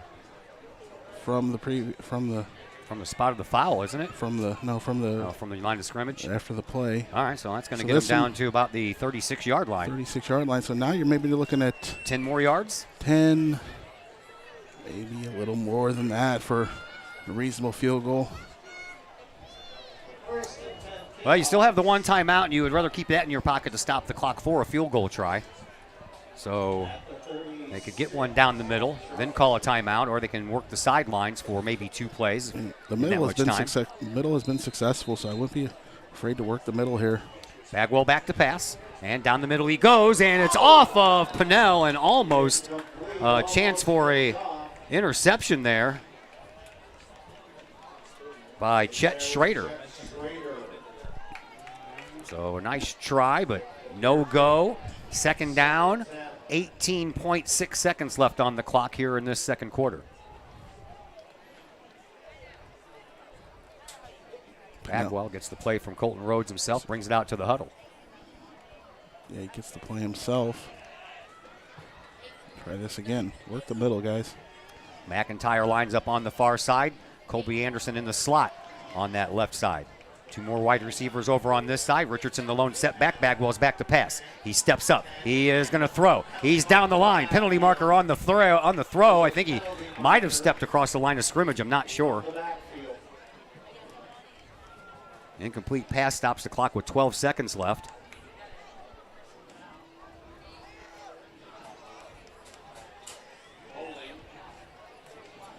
Well, holding against Collinsville, so I'm thinking we're going to have one more chance to get this ball into field goal range, and that's about it. And just heave-ho it toward the end zone. Yeah, maybe just take 2 shots towards the end zone. Yeah, Bagwell's got the arm. We know that. 12 seconds to go. Kahok's ready, but the ball hasn't been marked off yet. No, it hasn't. It'll be back toward midfield. Actually, right on the 50. 12 seconds left for Collinsville to do something here. Empty backfield. 3 wide receivers right, 2 left.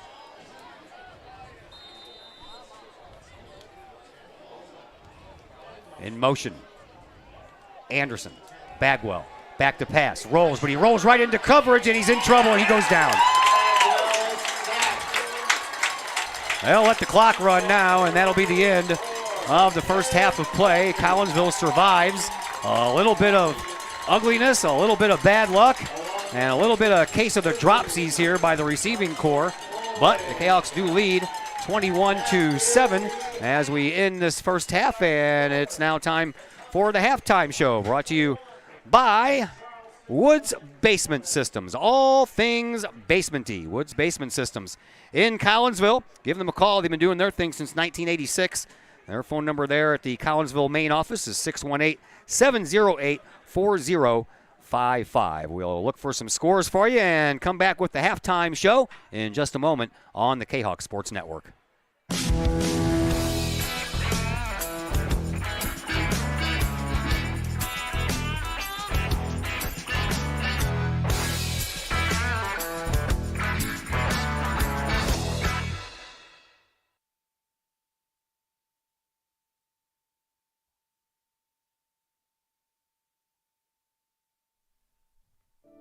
The Collinsville Daily News, the new online source for everything newsworthy in and around Collinsville. This news source is designed to be the heartbeat of the Collinsville community and is owned and operated by members that live in this area. The Collinsville Daily News generates their revenue with local support from the community in which they serve and from advertising. They do not charge to read their content, so you'll never run into one of those annoying paywalls. Not only that, but the Collinsville Daily News offers free classified advertising. You have items you want to buy, sell, or trade? It's free to post. Wedding or engagements announcements, as well as obituaries, all free at collinsvilledailynews.com. Plus, they have the content that matters most. Collinsville news you need to know, coverage of Kahok sports, and a keen eye on city news. The Collinsville Daily News also has an event tab that allows you to find out what is going on in and around the region for you and your family, the heartbeat of the community. Helping readers make sense of an increasingly chaotic world. Check them out at collinsvilledailynews.com, on social media sites Facebook and Instagram. The heartbeat of this community is the Collinsville Daily News. Pack Mail of Collinsville, locally owned and operated by Ryan Combs. Pack Mail can ship anything, anywhere. They treat you like a neighbor because, well, you are a neighbor.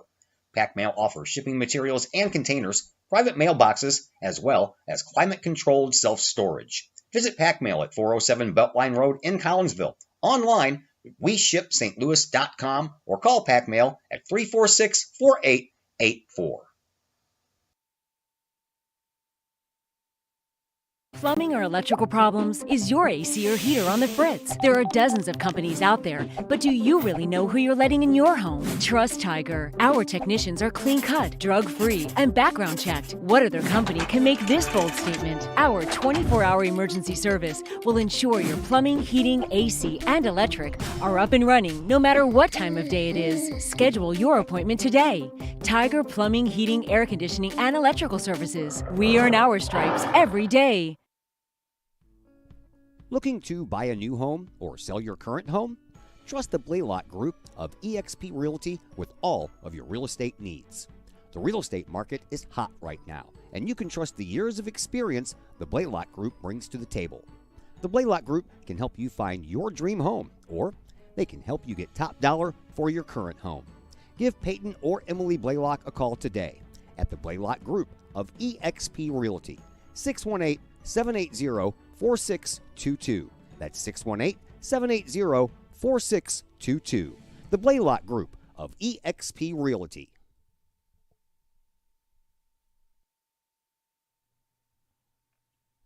Financial investments are very important, but so are the investments of time, patience, and encouragement our young athletes receive from their coaches, teachers, and mentors.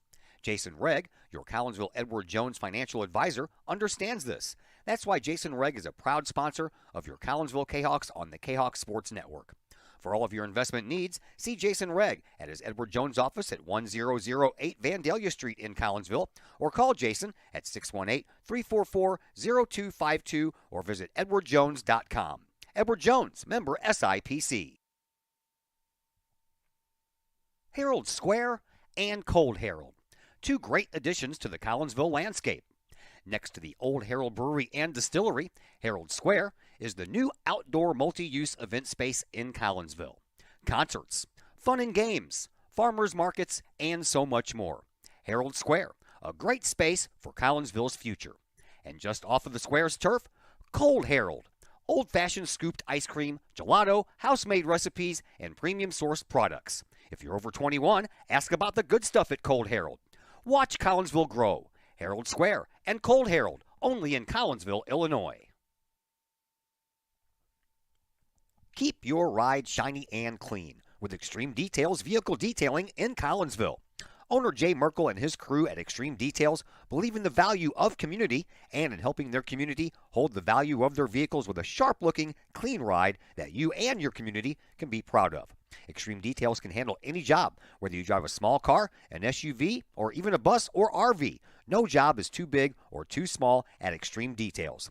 Extreme Details offers scratch and oxidation removal, no matter what you drive: cars, trucks, motorcycles, boats, and more. Plus, Extreme Details can handle fleet vehicles for you and your company. Call Jay and the gang at Extreme Details at 618-977-1224. Check for periodic specials on the Extreme Details Facebook page. Put the shine in your ride with Extreme Details, 618-977-1224. Collinsville Barbecue Supply, home of Code 3 Spices, is first responder owned by proud Kahok alums. Located at 302 East Main Street, Collinsville Barbecue Supply is one-of-a-kind barbecue headquarters that focuses on everything barbecue and cooking, providing the best American-made barbecue grills, in-person class instruction, smokers, rubs, sauces, accessories, and cooking expertise from professional barbecue experts, including an in-house chef and pit master. Code 3 Spices provides award-winning rubs and sauces that support our nation's first responder and military organizations that focus on providing aid to the fallen, suicide prevention, and PTSD awareness. Stop by and see the guys at Collinsville Barbecue Supply for all of your cooking and grilling needs. Collinsville Barbecue Supply, home of the 4-time World Championship Patriot Sauce. Learn more about their products and mission in giving back to those who serve at collinsvillebarbecue.com. First National Bank of Waterloo, with over 100 years serving the Metro East. Visit First National Bank of Waterloo at their Maryville or Collinsville locations for all of your banking, mortgage, and lending needs. Why? Super low closing costs, low construction loan rates, and they do so much to support our local communities. When you need a loan, call the Collinsville team at First National Bank of Waterloo at 618-345-1121. Or visit their Maryville or Collinsville locations or online at fnbwaterloo.bank. First National Bank of Waterloo, member FDIC, an equal housing lender.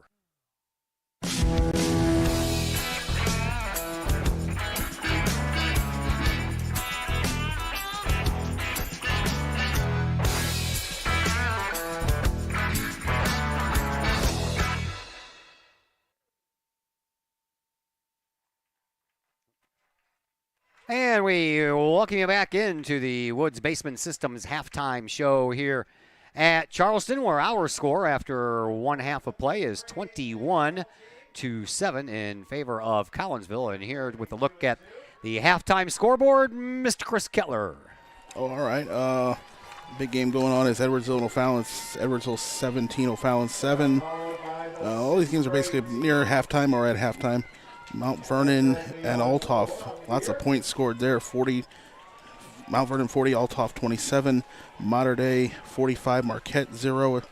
Freeburg 13, and Bree Central 8. Waterloo leading Mascoutah 14-6. Alton and Bubba West are tied 7-7. Centralia leads Carbondale 20-7. Triad all over Silver Memorial 42-0. Highland 41, Jerseyville 13, Salem 27, East Alton Wood River 21. And our opponent next week, Mattoon, they trail Effingham at the halftime 13-0. And the Cardinals are 1-1 in the third. Cardinals 1-1 in the third on an RBI double by Brendan Donovan.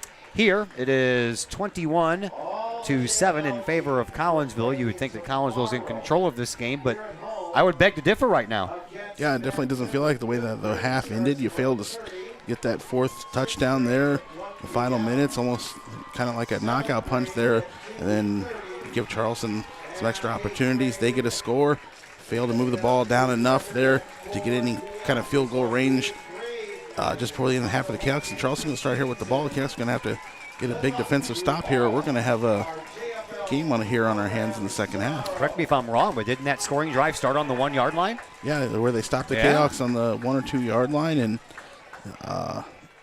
Charleston goes all the way down there in just about 3 minutes. Yeah. Not stop when you needed to stop there from the Canucks defense. They couldn't provide it there. 98 yards that drive was. That team that wasn't moving the ball at all really the whole night. No. Only had 2 first downs. They got helped out by that defensive pass interference. Yeah, they sure did. And Collinsville not helping themselves out much in the dropped passes category. They've dropped, 4? All kinds of drop passes. Just there was that one overthrow by Bagwell. Lots of passes have been right on the Kahok players' hands. You just got to make the plays there, and Chaos could have an initial touchdown or two just based on that. So if you're Colton Rhodes, what are you saying to your team at halftime? I think you just got to kind of calm them down here and say, hey, we got off to a good start in the first half here. Let's get this defensive stop and then go down and get a score here and be up 3 scores here in the second half, and that'll really set the tone for the second half. Yeah, well, let's hope that we can make some kind of adjustment here. As you mentioned, Trojans are going to get the ball back first to start the second half, so it's imperative that Collinsville come out and stop them. Doesn't have to be 4 and out, but, they got to not let them drive down the field like they did on that last possession there at the end of the half, or you could be in a little bit of trouble. Yeah, definitely. It could almost be like the playoff game all over again, where you're behind the 8 ball to start the second half right away if you can't get that stop. Did you give a score for the Mahomet Seymour? Is that who Triad's playing? Mahomet Seymour was playing Lincoln. It was not close. I was just asking because that's Charleston's next opponent. Mahomet Seymour and Lincoln. I can have that in second here. Great. Yeah, that's 42-7. That was not close at all. Yeah, that's what I thought. So that's who they have next, and I'm sure that'll be a lot of fun. And you mentioned Mount Vernon. We have Mount Vernon on our schedule next year, correct? Yeah, among lots of South 7 conference teams, Mount Vernon doing fine this year. I don't know where that's come from. They've kind of had some down years here lately, and they've got a team that can put up a lot of points there, and them and Althoff are going back and forth, 67 first half points. All right, that is going to do it for our Woods Basement Systems halftime show. When we come back, it'll be the start of the third quarter, and the Trojans, as we mentioned, will have the ball back to start off quarter number 3, and that'll all come your way here in just a moment on the Kahok Sports Network.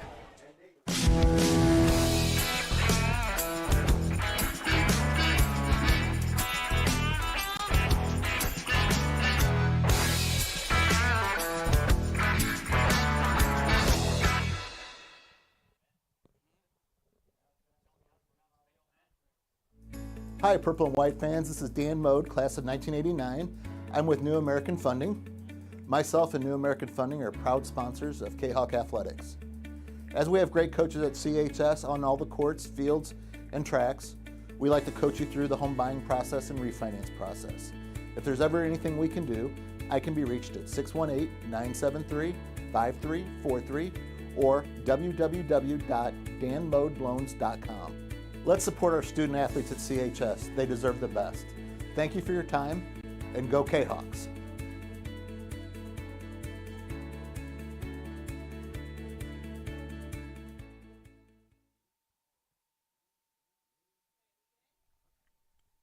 Keep your ride shiny and clean with Extreme Details Vehicle Detailing in Collinsville. Owner Jay Merkel and his crew at Extreme Details believe in the value of community and in helping their community hold the value of their vehicles with a sharp-looking, clean ride that you and your community can be proud of. Extreme Details can handle any job, whether you drive a small car, an SUV, or even a bus or RV. No job is too big or too small at Extreme Details. Extreme Details offers scratch and oxidation removal, no matter what you drive: cars, trucks, motorcycles, boats, and more. Plus, Extreme Details can handle fleet vehicles for you and your company. Call Jay and the gang at Extreme Details at 618-977-1224. Check for periodic specials on the Extreme Details Facebook page. Put the shine in your ride with Extreme Details, 618-977-1224. Hey, K-Hawk fans, we hope you're enjoying the game. This is Mike and Kim Ogle. We own Ogle Auctions. Hi, everybody. Hi, everybody. Hey, make sure you join us every Sunday night at 7 p.m. We have online auctions with a live podcast where you can hear Kim and I talk about the local events, auction items. We have a lot of fun. We give away a lot of items, 5% off. When is it, Kim? Every Sunday night at 7 p.m. at www.ogleauctions.com. Get on there, register to bid, and you can bid right there online from the convenience of your own home. We have easy pickup by appointment only, and we do offer shipping if you're out of town. That's right, and every week is different. The items fluctuate. We have everything from motorcycles to cars to guitars to China to fishing lures, toys, comics, clothes, shoes, new, purses, old, vintage, brand new, furniture. See you soon at ogleauctions.com. Bye.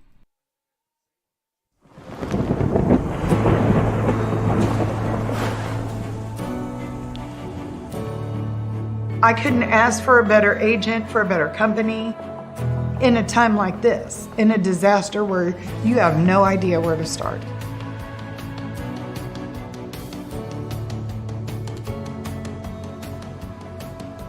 I learned that there's not a given in life.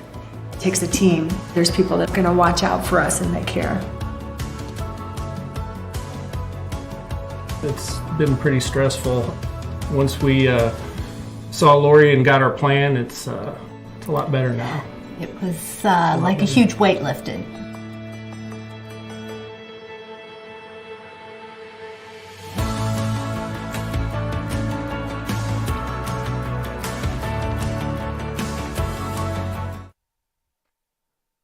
In Collinsville, call Scott Allen at 618-346-1500.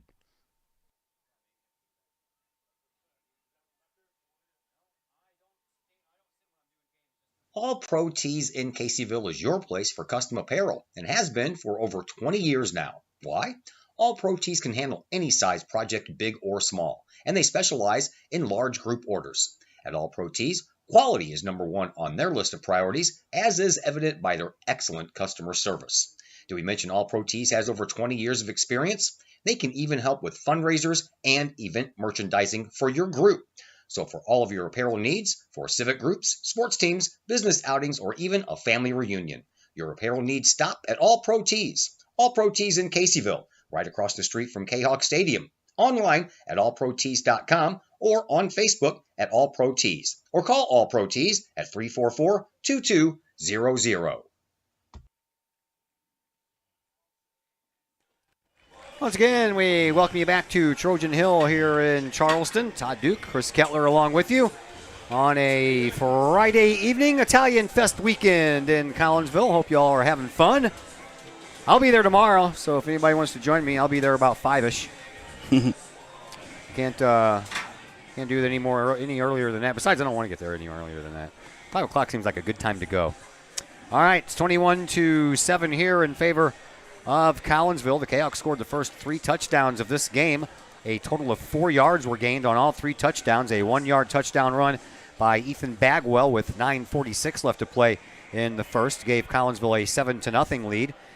Colby Anderson added a 2-yard touchdown run with 4 minutes to go in the first for a 14-0 contest, and then Collinsville stretched it out to 21-0 with 10:56 to go. So just a minute gone in that second quarter, and Collinsville had a 21-0 lead. It stayed that way all the way through the second quarter until there was a minute 14 left, and we mentioned that 98-yard drive by Charleston to get their first touchdown, and that's why we stand at 21-7.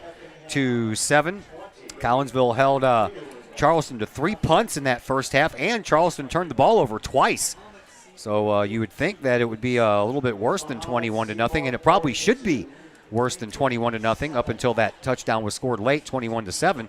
But Collinsville misfired on a few pass plays. Just one overthrow. I think there might have been 2 overthrows. One way early in the first part of the game, and then one late here in the second quarter. And then a number of drop passes. I know that KJ Watts-Thorpe has dropped 3 of them, and I think there's been a couple of more drop passes as well. But I got them right now at 4 drop passes. So things that need to get better here in the second half for sure, as we get ready for half number 2, as Andrew Chai is ready to kick things off, and back deep, Chet Schrader and Landon King are back deep.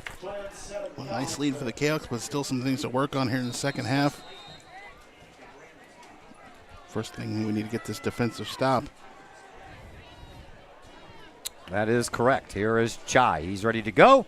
And we are underway in quarter number 3. That one is going to go all the way back to Landon King. Landon King tried to cut back to the middle, lost a little bit of footing there in the process, and in that time, that allowed Collinsville to catch back up to him, and he gets it all the way back out to the 25-yard line, so the Trojans will start 1st and 10 from their own 25. With Eric Stuber and Christian Smith in there getting the stop on that one. Really one of the first times that Collinsville's had, one of the few times that Collinsville's kicked it deep for the other team to return the ball. So we're just underway here in quarter number 3, and Brett Spohr will bring his offense back out onto the field. 1st and 10 from their own 25-yard line. 2 wide receivers on this near side, 1 on the far side, split running backs on either side of Spoor. And there's the snap, and the handoff is going to go up the middle, and good for about a yard, maybe 2 on the play for Archibald. Cats plugged the right gap there, but Thomas Hare ended up over pursuing a bit. Allows Archibald to get a 3-yard gain. Charleston, by the way, been playing football since 1927. They have qualified for the playoffs 15 times in that time. 4 times they made it to the state semifinals, and they lost all 4. 1977, they lost 18-6 to Muhammad. No, that was Metamora. Sorry. Metamora. 2 wide receivers on this side. 1 comes into motion from the far side. So there'll be 3 over here on the near side. And a low snap picked up by Spoor again. He's back to pass, being flushed out of the pocket, and a throw downfield. That could be another pass interference call, but they're going to keep the Hankies in their pockets this time, as both of them kind of got tangled up here as that ball was a little underthrown. And that pass was intended for Landon King. And in there on the defensive side of things for Collinsville was Isaiah Gordon. King goes low on Gordon there. We got a flag here in the backfield. Roughing the passer. Devin Haverman was the only one back there kind of chasing Spoor down. And I didn't see him make any contact, though. But I took my eyes off of that area when the ball got thrown, so I didn't see what happened. And boy, oh boy, I tell you what, that was one thing we didn't touch on at halftime. Penalties. And that did stall out one Kahok drive, and it led to Charleston getting that one first down that really set up the first half touchdown. And they'll keep this drive going here after the overthrow. Told you Charleston made it to 4 straight semifinals. 3 of those were in a row. 1977, 1978, 1979. Lost 18-6 to Metamora, 7-0 to Kankakee in 78, and 21-15 to Mascoutah in 1979. And the last time they went that far was in 2011. They lost 41-13 to Rochester. The last time they made the playoffs was the next year at 2012, and Rochester knocked them out as well. That was in the second round, and that was a 42-14 score. So back-to-back years, they lost 41-13 and 42-14 to Rochester. Yeah, Rochester does that. Yeah, they do.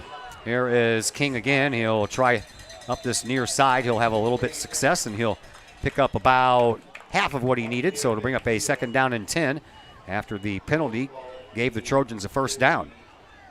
So right now they're moving the ball. First down on the penalty, and then 5-yard gain right after that. Knocking on the door into Collinsville territory as they break huddle. Wide receiver on the far side is Luke Bonsetter. 2 wide receivers over here on the near side.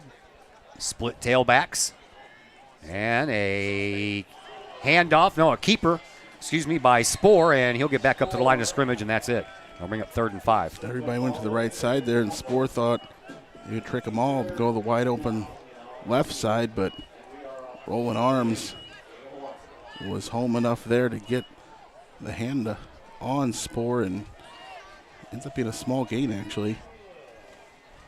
Yeah, they did give him about a yard on that, so it'll bring up a 3rd and 4. 10 minutes to go here in quarter number 3. Collinsville right now leading 21-7. Now 3rd down.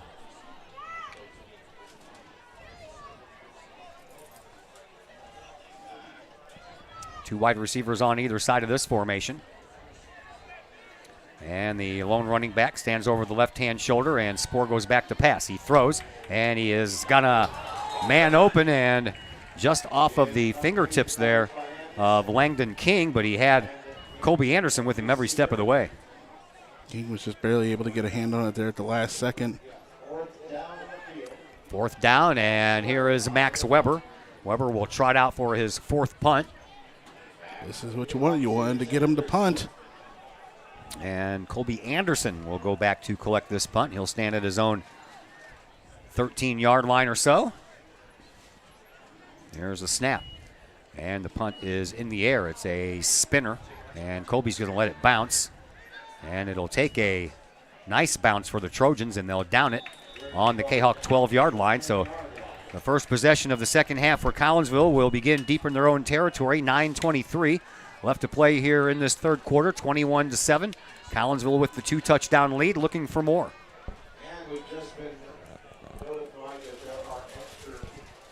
Defensive stand coming off the score just before the half. 2 first downs, 1 on a penalty, and then Kahok's buckle down here. Have to move the ball again here on offense. They've moved it pretty well most of the game, other than that last possession there. Things kind of fizzled out, and the one drive with the penalties, second drive of the game. Penalty stopped one drive and drop pass stalled another one. Here comes a man in motion, and the handoff is going to go to Richardson. He goes up the middle, and he bowls over one defender and gets up to the 15-yard line. A little bit of breathing room. A pickup of maybe 2 on the play. Maybe 3. Not much space running between the tackles. Hasn't panned out for Jerry Richardson. Some of his bigger gains have been when he's gotten to the outside. So Colby Anderson, along with Kylan Jordan, come over here to this near side. Thorpe's Watt and Pinnell over on the far side. Richardson, the lone running back. Anderson goes into motion, and the pitch goes right to Anderson. He'll try to turn it up. Then he pitches it outside to Richardson, and Richardson gets past the tackler and gets up to where he needed to get a first down. It's going to be close. I think he might have got it. Yeah, interesting play there. Sure was. Anderson goes in motion and takes what I guess has to technically count as a forward pass, and then he pitches it back to a trailing Jerry Richardson. No, it's a bit short. Yeah, it was a bit short, isn't it? About a yard. Well, at least a whole yard short of the first down. So 3rd and 1 for the Kahawks. And again, the same lineup. 2 wide receivers on the near are the same, so are the 2 on the far. Richardson this time over the left-hand shoulder of Bagwell. There's movement up front, and that's going to give Collinsville a first down.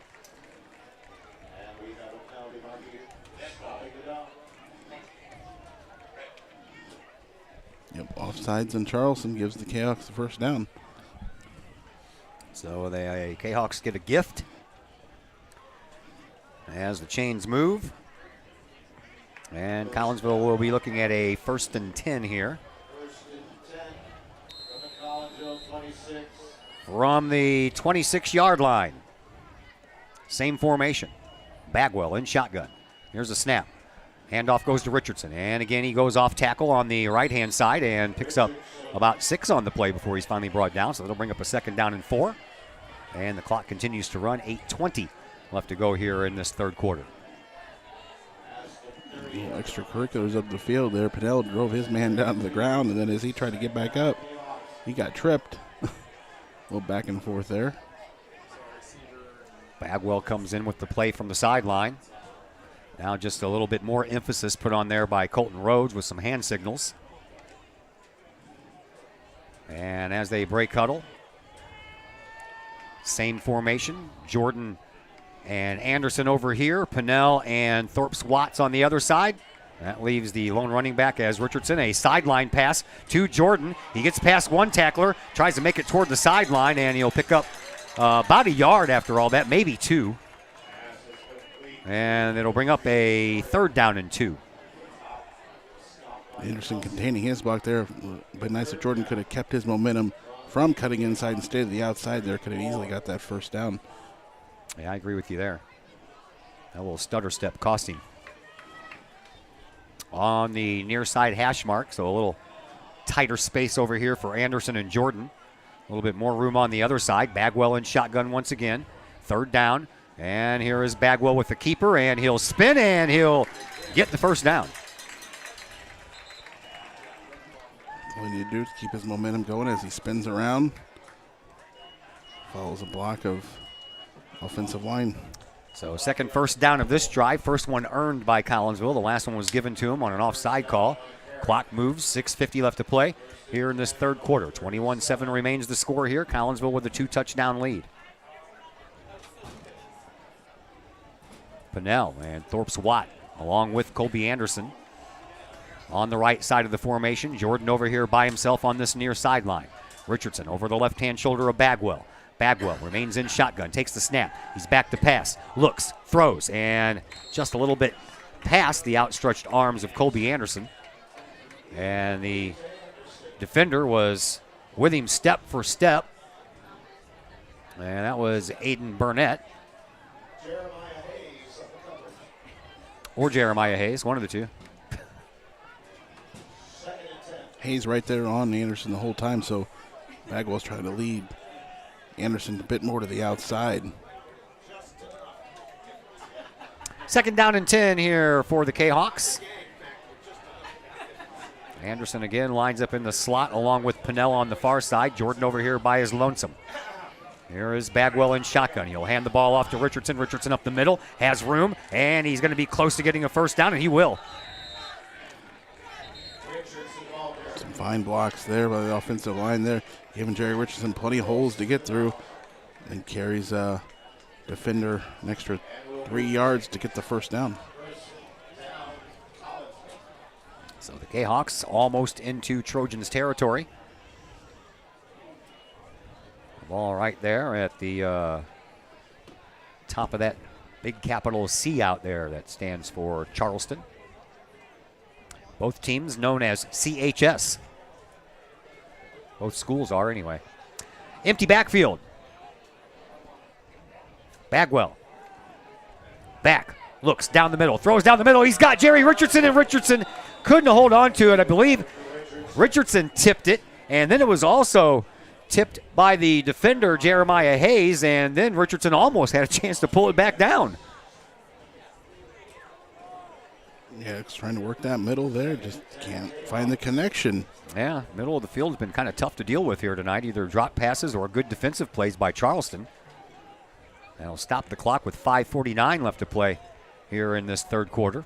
And it brings up a 2nd and 10 for Collinsville. And this time it's going to be a keeper by Bagwell. He'll try it off the left side, and he'll barrel forward, and he'll get stopped right about the 45-yard line. So they'll bring up a 3rd down and 3 as the Kahawks move the ball into Trojans territory. Job by Thomas Kohler holding his block cleanly there, allowing Bagwell to get around that left side and bring the ball across midfield.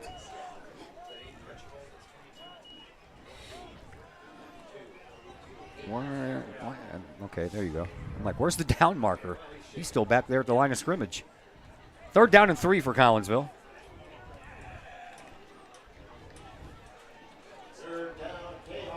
Jordan lines up over here on the near side, 3 on the far side. Thorpe's, Watts, Pinnell, and Richardson. And now we have a whistle and we have a timeout. And a timeout called by Charleston. So we'll step aside here for just a moment. And we are back at Charleston on the Kahawk Sports Network. Herald Square and Cold Herald, 2 great additions to the Collinsville landscape. Next to the Old Herald Brewery and Distillery, Herald Square is the new outdoor multi-use event space in Collinsville. Concerts, fun and games, farmers markets, and so much more. Herald Square, a great space for Collinsville's future. And just off of the square's turf, Cold Herald, old-fashioned scooped ice cream, gelato, house-made recipes, and premium sourced products. If you're over 21, ask about the good stuff at Cold Herald. Watch Collinsville grow. Herald Square and Cold Herald, only in Collinsville, Illinois. Back at Charleston, Todd Duke and Chris Kettler along with you. Glad that you're with us here on a Italian Fest Friday evening. We appreciate anybody that's watching because we know there's a lot to do. So thank you. 3rd down and about 3 to go here for Collinsville. 3 wide receivers on the far, 1 on the near. And the snap, the handoff goes to Richardson. He tries this left side. He's got a first down, and he's got more. Up to the 30, and he finally gets pushed out of bounds at about the 27, 28-yard line. So 1st down for the Kahawks. One of the biggest gain of this drive for the Kahawks. It's been a slow, steady drive, just enough to keep it going. Jerry Richardson finally gets going, helped by that Kylan Jordan, the receiver, blocking that outside guy.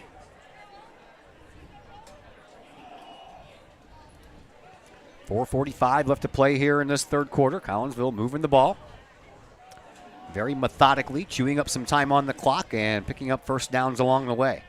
Speaking of which, they have another one. It's 1st and 10 from the opponent's 27-yard line. Bagwell in shotgun. Throws immediately to the sideline for Jordan, and he couldn't get out of the shoestring tackle there by Chet Schrader. Pick up 5 on the play, so we go from 1st and 10 to 2nd and 5. Jordan could just figure out what to do with that first move after he makes the catch. Maybe dangerous and get down the field there. Some good yards after the catch, but we'll take the small gain. Jordan lines up over here again. 3 more over on the far side. Richardson over the left-hand shoulder of Bagwell. Bagwell in shotgun. Another, well, he looked like he was going to throw it quick. Now he's pointing. Throws while he gets hit into the end zone, and that's a touchdown. Touchdown, Collinsville. Darren Pennell with a 27-yard haul, and Collinsville extends their lead. Just an amazing play, amazing throw. And he was able to find him. Looked like he was going to try to dump it off to, I believe, Colby Anderson, just a few yards up the field. That connection didn't happen, and then defensive linemen are barreling down on him, and Bagwell uses that big cannon of an arm and finds Pennell in the back of the end zone. I watched the ball when it got launched. Did he take a smack when he let that ball go? He had to have. I guess so. I was watching the ball. Here's the point after try, and Chai remains perfect. 4 for 4 on the point after attempts, and the Kahawks stretch their lead back to a 21-point lead, and we will take a break. Charleston will get the ball back after a timeout here on the Kahawk Sports Network. Mike's Automotive in Collinsville is a T3 certified tire dealer and so much more. Sure, Mike's Automotive has tires. They can also help with making sure your entire vehicle is road ready, from belts and hoses to preventative maintenance like oil changes and tire rotation. Plus a lot more than that. Mike's Automotive has 3 locations to choose from. Mike's Automotive in St. Louis and Millstadt, and Mike's Automotive in Collinsville at 1150 St. Louis Road, just blocks from the high school. Or call Mike's Automotive at 618-345-0611. Mike's Automotive in Collinsville. Todd Duke, Chris Kettler back with you from Charleston. Trojan Hill is where we are. Nice little football field here, right in between the high school and the middle school.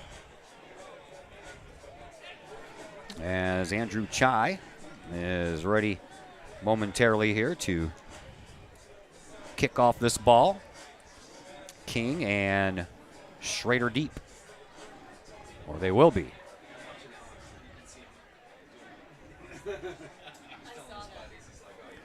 Actually, looks like they're sending Malik Perry back deep this time with Chet Schrader. Homecoming next week. How about that? Homecoming next week. Football team plays Mattoon. Mattoon. We passed Mattoon on the way here. Well, we passed the exit anyway. We didn't really pass Mattoon. Here is Schrader. He catches the ball at the 10-yard line, across the 20, up to the 25, and he gets pushed out of bounds into his own bench. At about the 30-yard line, they'll mark him out of bounds at the 28. So the Kahawks defense back to work. They got a nice little rest there, at least the ones that don't play offense. As Collinsville drove that ball pretty well, chewed up a lot of time, so the defense got a breather. Unless, of course, your name is Colby Anderson. Like Colby Anderson and Pennell are the only ones that were out there on offense. Yeah. A couple of the linemen as well.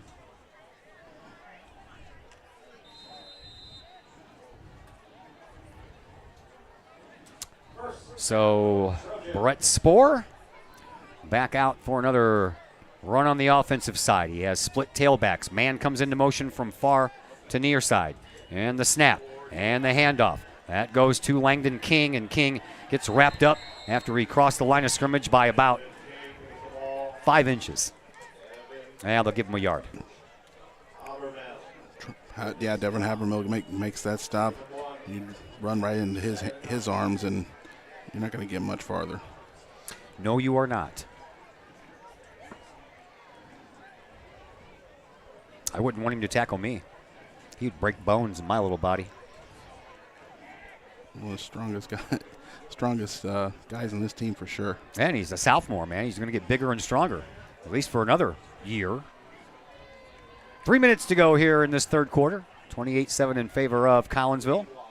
Spohr, again, split tailbacks. In shotgun. Here's a snap. Spohr Back to pass. He throws, and he's got a man, and to the near sideline he goes, and that man gets shoved out of bounds by Colby Anderson, and that was a completed pass to Luke Bonstetter. First down for the Trojans. Charleston gets the first down. Colby Anderson continues to do a good job containing these guys from those additional yardages, not keep it to a very big play. Small gains. Reds have extended their lead over the Cardinals 4-1. Well, I didn't know they had went ahead. I didn't know that either. Last time we saw it was 1-1. Right. Two wide receivers over here on this near side, and a handoff goes up the middle, and about a couple of yards on the play before finally pushed back. And that was Aiden Archibald with the carry. If he just had one carry earlier. Devin Habermill with another stop. 2:20 left to play here in this third quarter.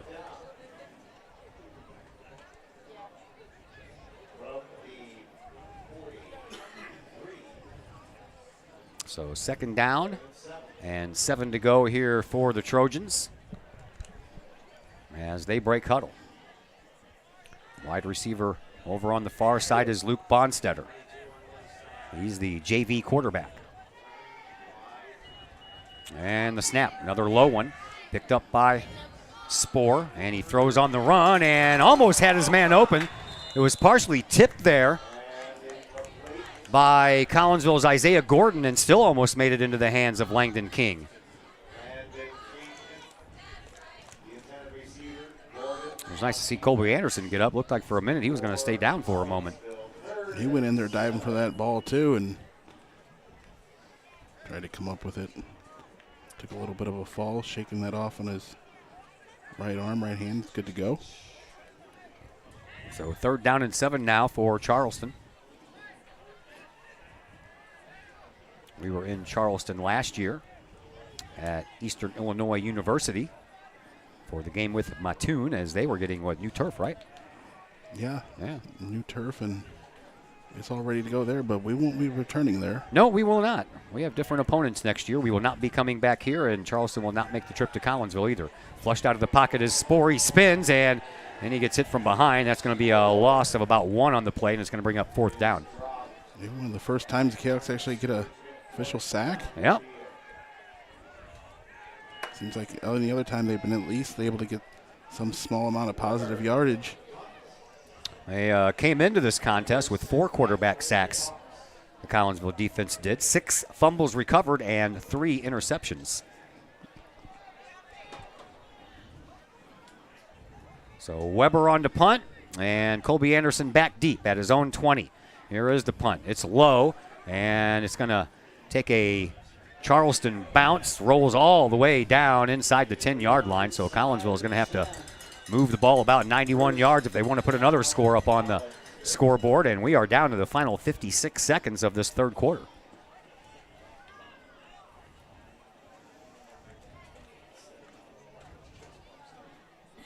$17-10 Edwardsville.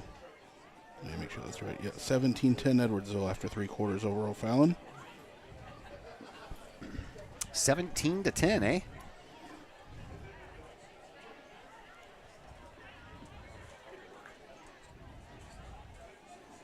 So first down and 10 for the Kahawks from their own 9-yard line. They break the huddle, and they send Thorpes Watts, Pinnell, and Anderson over to the far side. Jordan over here by himself on this near side as the wide receiver. And a quick pass will go to Colby Anderson. He had to catch it off of his shoe tops, and he got hit at the same time, and that jarred the ball loose. So it's just an incomplete pass. It'll bring up second down and 10. Another one of them cases where it's better off probably just not catching it. Catch it falling down on the ground and end up losing yardage. That incomplete pass stops the clock with 52.8 seconds to go. 9 o'clock on a Friday evening. Hope you're having fun wherever you are. I know most of you are hanging out at the Italian Fest. I'm sure there's a bunch of you that have opted not to go.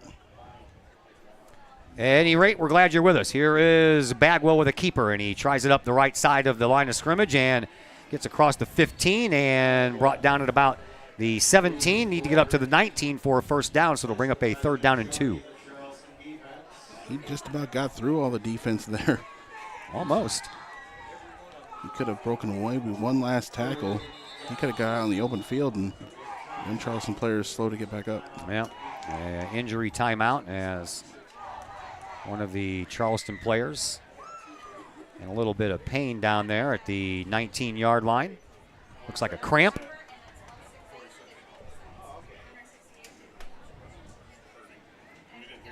Yep, looks like just a cramp. Cramping hasn't been much of a problem today. It's been relatively cool out at night. Apparently we're going to warm up, though. By Sunday we're supposed to be to 92, and then Monday and Tuesday is supposed to be kind of hot. Yeah, like mid-July. Yeah, looking at mid-90s, and feels like temperatures in the upper 90s. Next week, we already told you we have a big soccer game at Kahok Stadium against Edwardsville. Then we are home Thursday. That's Tuesday, by the way, the soccer game. Tuesday, Belleville East comes to town for a little Lady Kahok volleyball action. And then, of course, we'll be at Kahok Stadium Friday night for the homecoming festivities and the football game with Mattoon.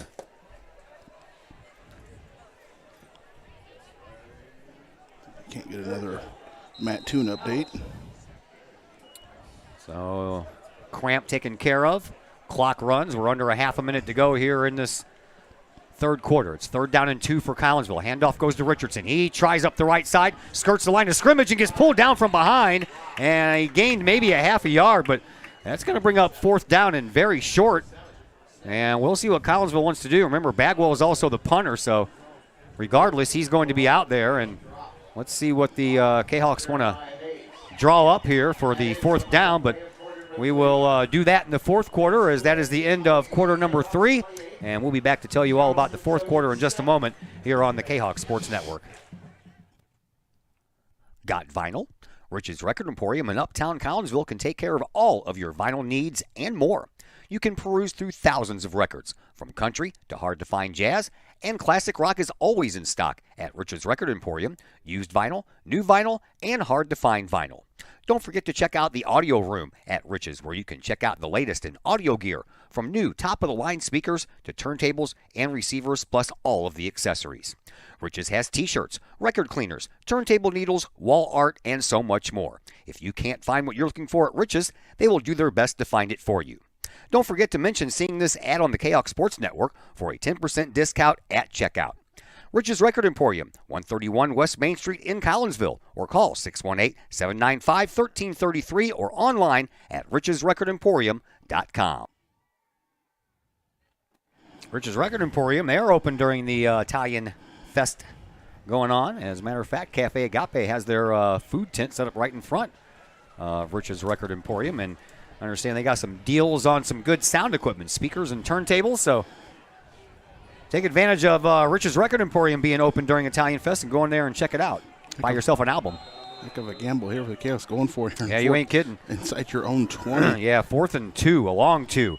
Here is a handoff, and that's going to do it, man. They've wrapped up Jerry Richardson right where he stood. Turnover on downs, and that is very bold. Very bold. Yeah, we'll just leave it there. Now you really need a big stop from your defense, and wow, they said it here in the booth. If in the 3rd down play, Richardson maybe might have had it, or at least would have been much closer, and then he went parallel and maybe gave it up. Yeah, saw that when he started up the middle and then turned to his right and went parallel with the line of scrimmage, then tried to make that left-hand turn and couldn't get any farther. Not only that, it was a bit of a loss, and now it's 1st and 10 on the 12. In the red zone already. Charleston's still trying to get... Yeah, they're having a little trouble getting the play in. The play clock is down to 10 seconds. They're going to have to call a timeout. They finally find the lineman they need. Yeah. They are going to have to call a timeout, which they did. Zach Price. Name was the one to come out late, but Charleston calls timeout. They already called one earlier in the second half, so they're down to 1 timeout left now. So Mattoon Our opponent next week lost 34-0 to Effingham tonight. Woo!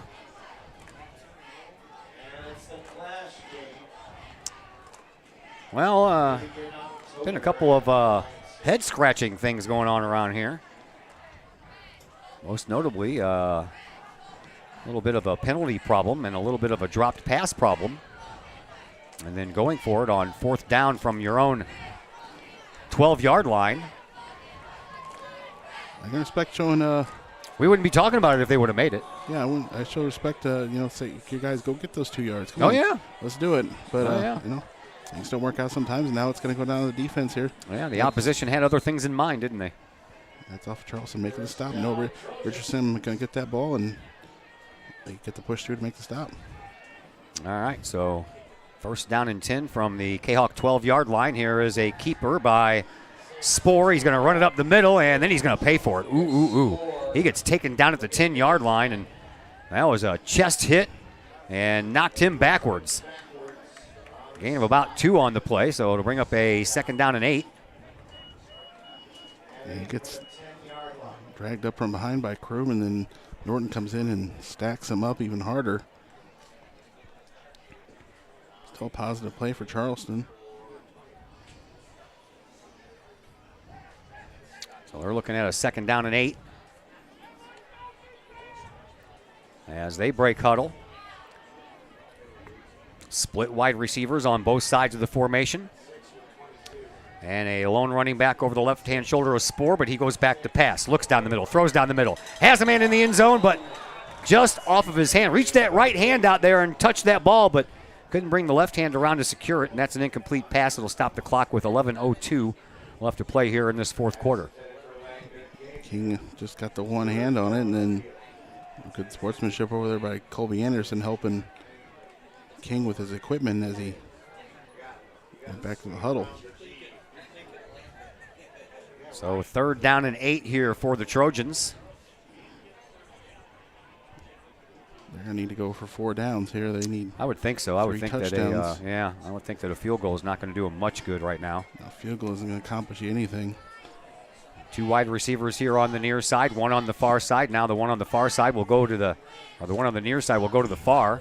Settle in the slot, split tailbacks again. Spore will hand the ball off, and that is King trying the left-hand side, and he gets inside the 5-yard line. Ball comes out, but they're going to say that he was down.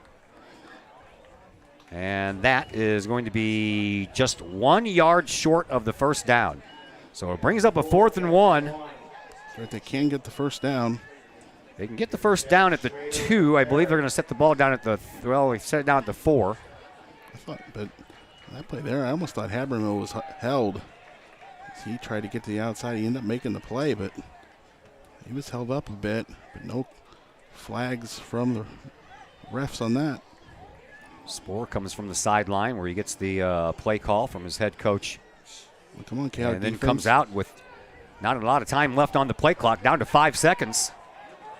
Charleston got the stop they need, and now this Kahok defense needs to do the same. And they get the snap off, and Spore is going to run. He's going to get tackled from behind, and the ball comes loose. Collinsville says they have it. Doesn't matter either way, and we 4th down. Yeah, it was.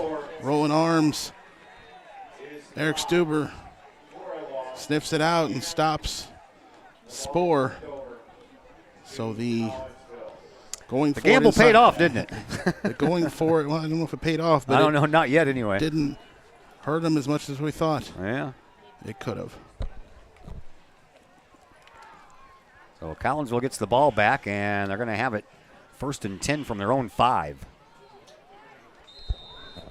10 minutes to go here in this 4th quarter, 28-7 in favor of Collinsville. Bagwell in shotgun, stands on the goal line. He looks. He throws down the middle, and he's got Thorpe's watch wide open, but this time it wasn't KJ's fault. That ball was overthrown. He had to rush the throw a bit there. Yeah, he was getting pressured, that's for sure. One guy barreling down on him. You're inside the end zone. Yeah. That could be a safety. Not only if you just hold on the ball and get tackled, if your offensive linemen are in a bad position and they got a holding in the end zone as a safety. The Kahoks now looking at 2nd down from the 5-yard line. 2nd down and 10. Jerry Richardson is the lone running back. Here's the snap, and Bagwell's going to keep it, and he's going to find some room, and he is going to get tripped up from behind when he picked up about 7 yards, so it'll bring up a 3rd down and 3. I almost think maybe he slipped. Who tackled him down? I was wondering. I couldn't tell. I didn't know if he slipped or if somebody grabbed his shoe at the last moment and tripped him. But it's either that or either that or he fell. Yeah. I don't know if his grass is starting to get dewy or anything Probably. like that. Probably. It's that time of night. Probably our only game on grass. 2 wide receivers on both sides of this formation. And there's a snap. Bagwell's going to keep it himself, and he's going to bounce off a couple people trying to get it forward for a 1st down. Needs to get to the 15, and looks like he might have just got it there. Near side line judge is on the 15. Yep, they signal 1st down. Okay. It is a 1st down, so Collinsville moves the chains, gives them a little breathing room as they continue to try to move the ball with 8:50 left to play here in this 4th quarter. And you're also just working the clock here as we're in the 4th quarter.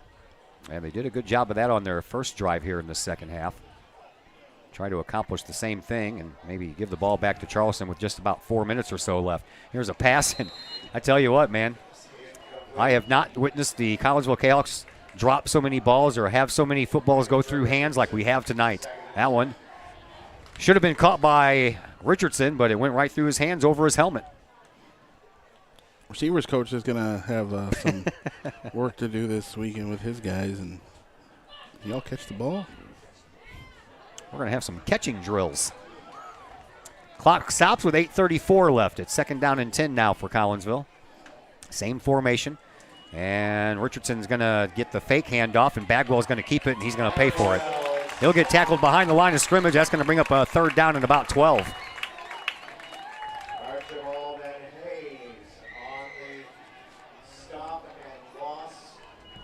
So now you're going to have to go to the air now. Somebody's got to make a catch. Right? Yep. 3rd and 11, they say. So a loss of a yard. 3rd and long after Collinsville dug out of the shadows of their own goalpost. They're kind of stuck in a quagmire here. 3 wide receivers on the far side, 1 on the near. Richardson the lone running back, but Bagwell is back to pass. He's getting pressure. He steps up, and he loses the ball. Then he picks it up. Now he's going to run with it, and he's going to get back to the line of scrimmage. And that's about it after all that running around. He gets backed up to the line of scrimmage. He takes out the referee over on the far side sideline in the process. And 4th down, I'm going to guess they're not going to go for it this time. No, much longer this time. 4th and 9. Bagwell did a good job of picking up that fumbled ball and then took off on the run and actually gained 2 yards on the play. Well, I think he loses the ball like that. He's the only one that can start advancing it for Collinsville. So the punt returner is back at midfield. That is Langdon King. Bagwell stands at his own goal line. Here's a snap. And the punt is off. It's end over end, and it's going to be a little short. Going to take a Collinsville roll at midfield, and it'll be down at the 50.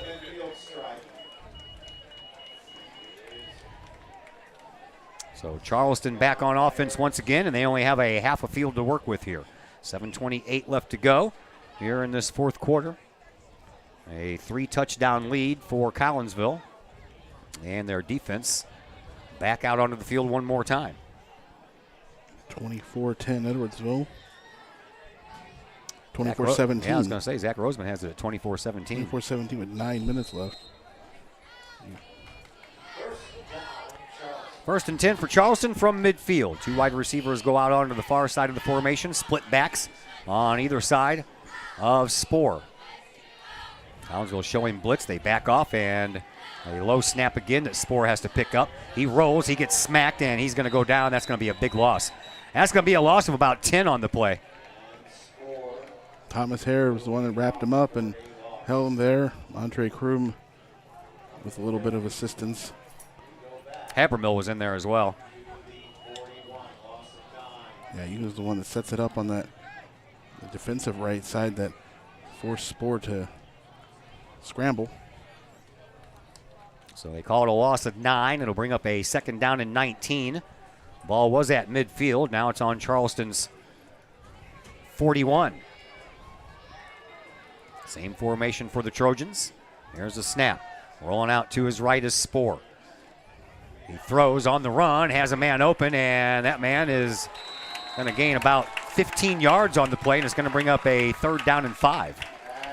Frustration there by Gordon. He was right on his man and tried to knock him back, and then heck of a catch by Schrader. We'll give him 1 additional yard on that, so 3rd down and 4. So Gordon's helmet go flying. He threw it off there, and some frustration. Good thing he was on the sideline. Don't do that in the field of play. No.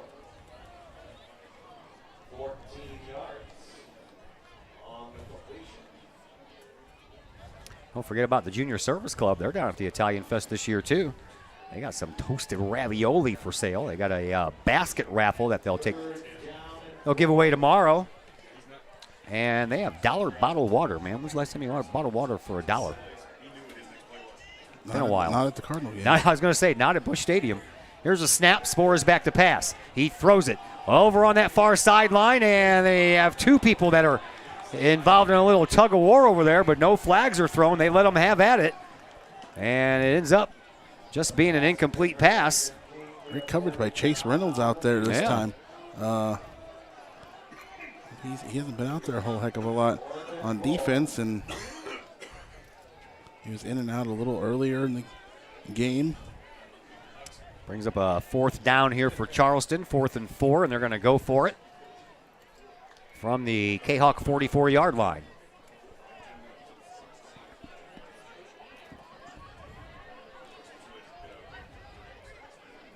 Spoor has his play from Jerry Payne, the head coach here at Charleston, in his 4th year. 4th down. 3 wide receivers here on the near side. And back to pass, and never mind, we have a whistle. They called timeout. Charleston called timeout. That's their last timeout. That is their last timeout. Speaking of the Junior Service Club, how about we check in with them, and we'll be back after a timeout here on the Kahok Sports Network. The Junior Service Club of Collinsville has been a proud supporter of KahokSports.com and the Kahok Sports Network from day one.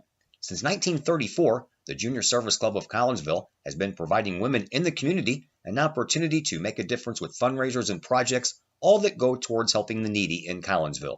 If you would like any information on any event sponsored by the Collinsville Junior Service Club, head to Facebook, type in Collinsville Junior Service Club, and then click on the event tab. We thank the Collinsville Junior Service Club for their continued support of the Kahok Sports Network and KahokSports.com. And again, we'll remind you about the Junior Service Club selling those toasted raviolis down there on Main Street for the Italian Fest. So if you have a chance, stop on by the Junior Service Club's booth on Main Street there in Collinsville. 6:17 left to play here in this 4th quarter. Collinsville up 28-7, trying to pick up their 3rd victory in a row after dropping the home/season opener to Belleville East. Here's a snap, 4th down play, and Spoor, he's going to run, and he is going to get that 1st down, and that'll extend the drive for Charleston. Spoor stayed elusive there. Got it to the outside to catch with the good coverage downfield to prevent the passing, but that allows Spoor the extra yardage there to get enough for a 1st down on 4th down. So the chains will move, and Spoor went out of bounds, so that does stop the clock with 6:10 left to play here in this 4th quarter.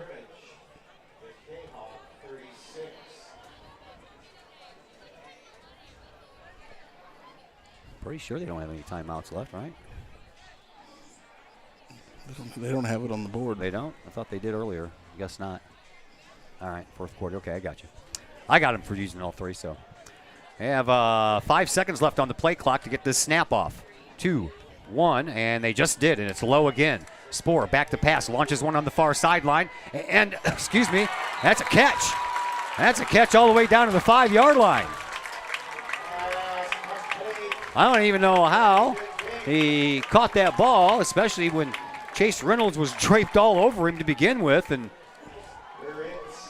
well, King's just doing all kinds of moves, spinning around, and then his last move just brought him into the ball just enough there and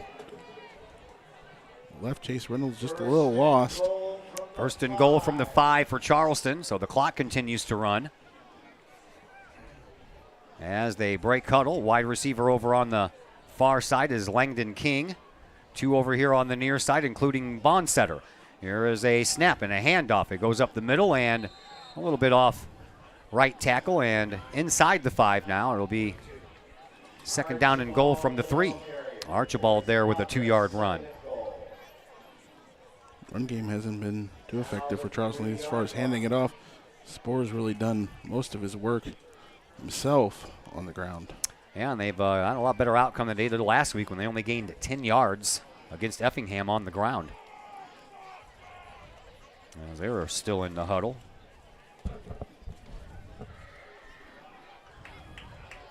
.176 passing yards last week against Effingham. Spore is in shotgun. He's back to pass. He looks, he throws into the corner and just overthrew his intended receiver. Intended for King. That'll stop the clock with 4:53 left. Third and goal for Charleston. One arm's bringing in the extra pressure there right in Spore's face as he let that ball go. Ooh, boy. Highland down to Jersey, 61-19. Yeah, Highland can put up some points. Yeah, they've got a pretty good team over there. They're a steady running team, too. These guys got Jerseyville next year. Well, they scored 19 against Highland. That's pretty good. That is a long drive for Charleston to go up to Jerseyville next year, man. Man, there's no good route to take. And we talked about that earlier here in the booth before we went on the air. And there's a pass in the end zone and a touchdown to Luke Bonstetter, his second touchdown in this game, his 4th touchdown on the year. So these Trojans not going away as they try to cut this lead in half. And we will see what they want to decide on this kickoff after the extra point try here by Weber. Well, you got to try to get the ball back. Weber ready to go. Here's the snap. Ball down, kick on the way. And the kick is good. Both of the extra point kickers here tonight are spotless. And it's 28-14 in favor of Collinsville, and the Kahawks due to get the ball back here in just a moment on the Kahawk Sports Network. Do you have a big land improvement project that requires some outside help? Call Petroff Trucking Company. The Petroff companies have been shaping the metro area since 1975. Family owned and operated, Petroff Trucking Company can do the job and do it right. Hauling, excavating, and grading, they do that and more. Petroff Companies also has roll-off dumpster rentals. They also specialize in dirt and rock sales. Petroff Trucking Company can help you develop your land for your needs. Petroff Trucking Company. Check out their website, petrofftrucking.com, or give them a call, 618-797-6100. Petroff Trucking Company, shaping the metro area since 1975.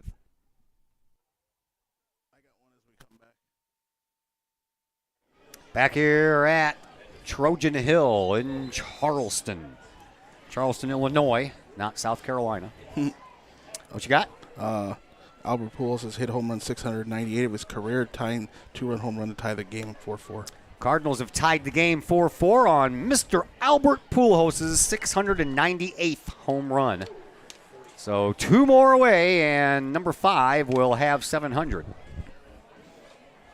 4:48 to go here in this fourth quarter. 28-14. Move this ball all the way up to the 45-yard line past half field, so some kind of penalty on the Jayhawks. Now this one's probably going to go in the end zone. I would imagine they're going to try to onside kick it, aren't they? You would think. You got to try to onside kick it. Got to get the ball back. You got no timeouts left. Yeah. And you need 2 scores. Yeah. Here is Weber. He will Well, he's actually going to kick it, and he's going to kick it, and it's going to go inside the 10-yard line, picked up by Jerry Richardson. Richardson up the sideline. He's got some room in front of the Trojans bench, cuts back toward the middle, gets past the 40, all the way up to the 35-yard line. So whatever the Trojans had in mind, it totally backfired when Jerry Richardson picked that ball up off the ground. Comes the Cahoks were scooting up on that, expecting that ball, and I guess their thought was we could drop it all over them there and maybe beat them to the ball. You're not going to do that with Jerry Richardson anyway, and some good return yards there. You ain't kidding. I just like the way he said that. I like that here in Charleston. Matt Tim made in 34-0. 4:40 left on the clock here in the fourth quarter. Collinsville already in enemy territory. They have the ball 1st and 10 from the Trojans' 37-yard line. And Bagwell in shotgun. 2 wide receivers on the near, 2 on the far. Richardson is the lone running back. And the snap and the handoff will go to Jerry. He'll try the left side, and he'll not have much success. He'll get about 2 yards on the play before he's finally brought down.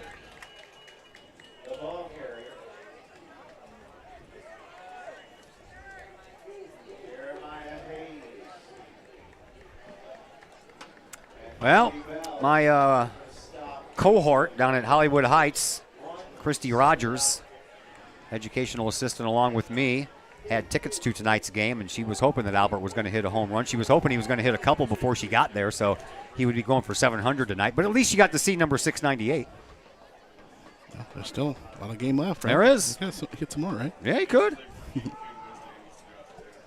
2 wide receivers on either side of this formation. Bagwell in the backfield along with Colby Anderson. The handoff goes to Colby. He cuts, he zigs, he zags. He's got a first down, and he finally gets brought down inside the 30-yard line to about the 24-yard line, and it'll be a fresh set of downs here for Collinsville with 3:44 left on the clock here in this fourth quarter.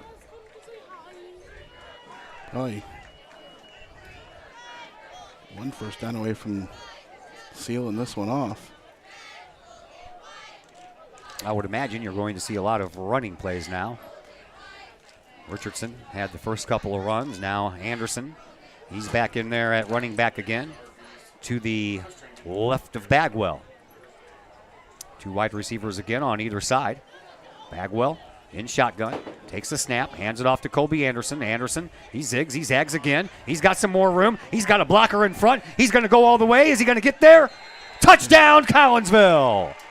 Great carries there on this drive by Colby Anderson up the middle, and then that time he goes the outside and gets the touchdown for the Cahoks' 5th major of the night. 24-yard run to pay dirt by Anderson. That is Colby's 2nd touchdown tonight. No, he's got 3 touchdowns. 24-yarder, a 1-yarder, and a 2-yarder. And Collinsville looks like they are going to be on their way to winning their 3rd in a row. He's short. They didn't give it to him. The guy over here said touchdown. The referee raised his hand. I saw him raise his hands. Okay, so that's not Colby's 3rd No. touchdown. Yeah, they got to scratch that off. Probably gonna. Well, now this time, Colby's gonna take the snap, and Bagwell's lined up in the backfield. Looks like it, huh? 2:37 left to play here in this fourth quarter. Anderson under center. And he's going to take it himself, and he's not going anywhere. He gets flung down in the backfield. And he lost about a half a yard on the play, so it'll be a 2nd down and goal situation here for Collinsville.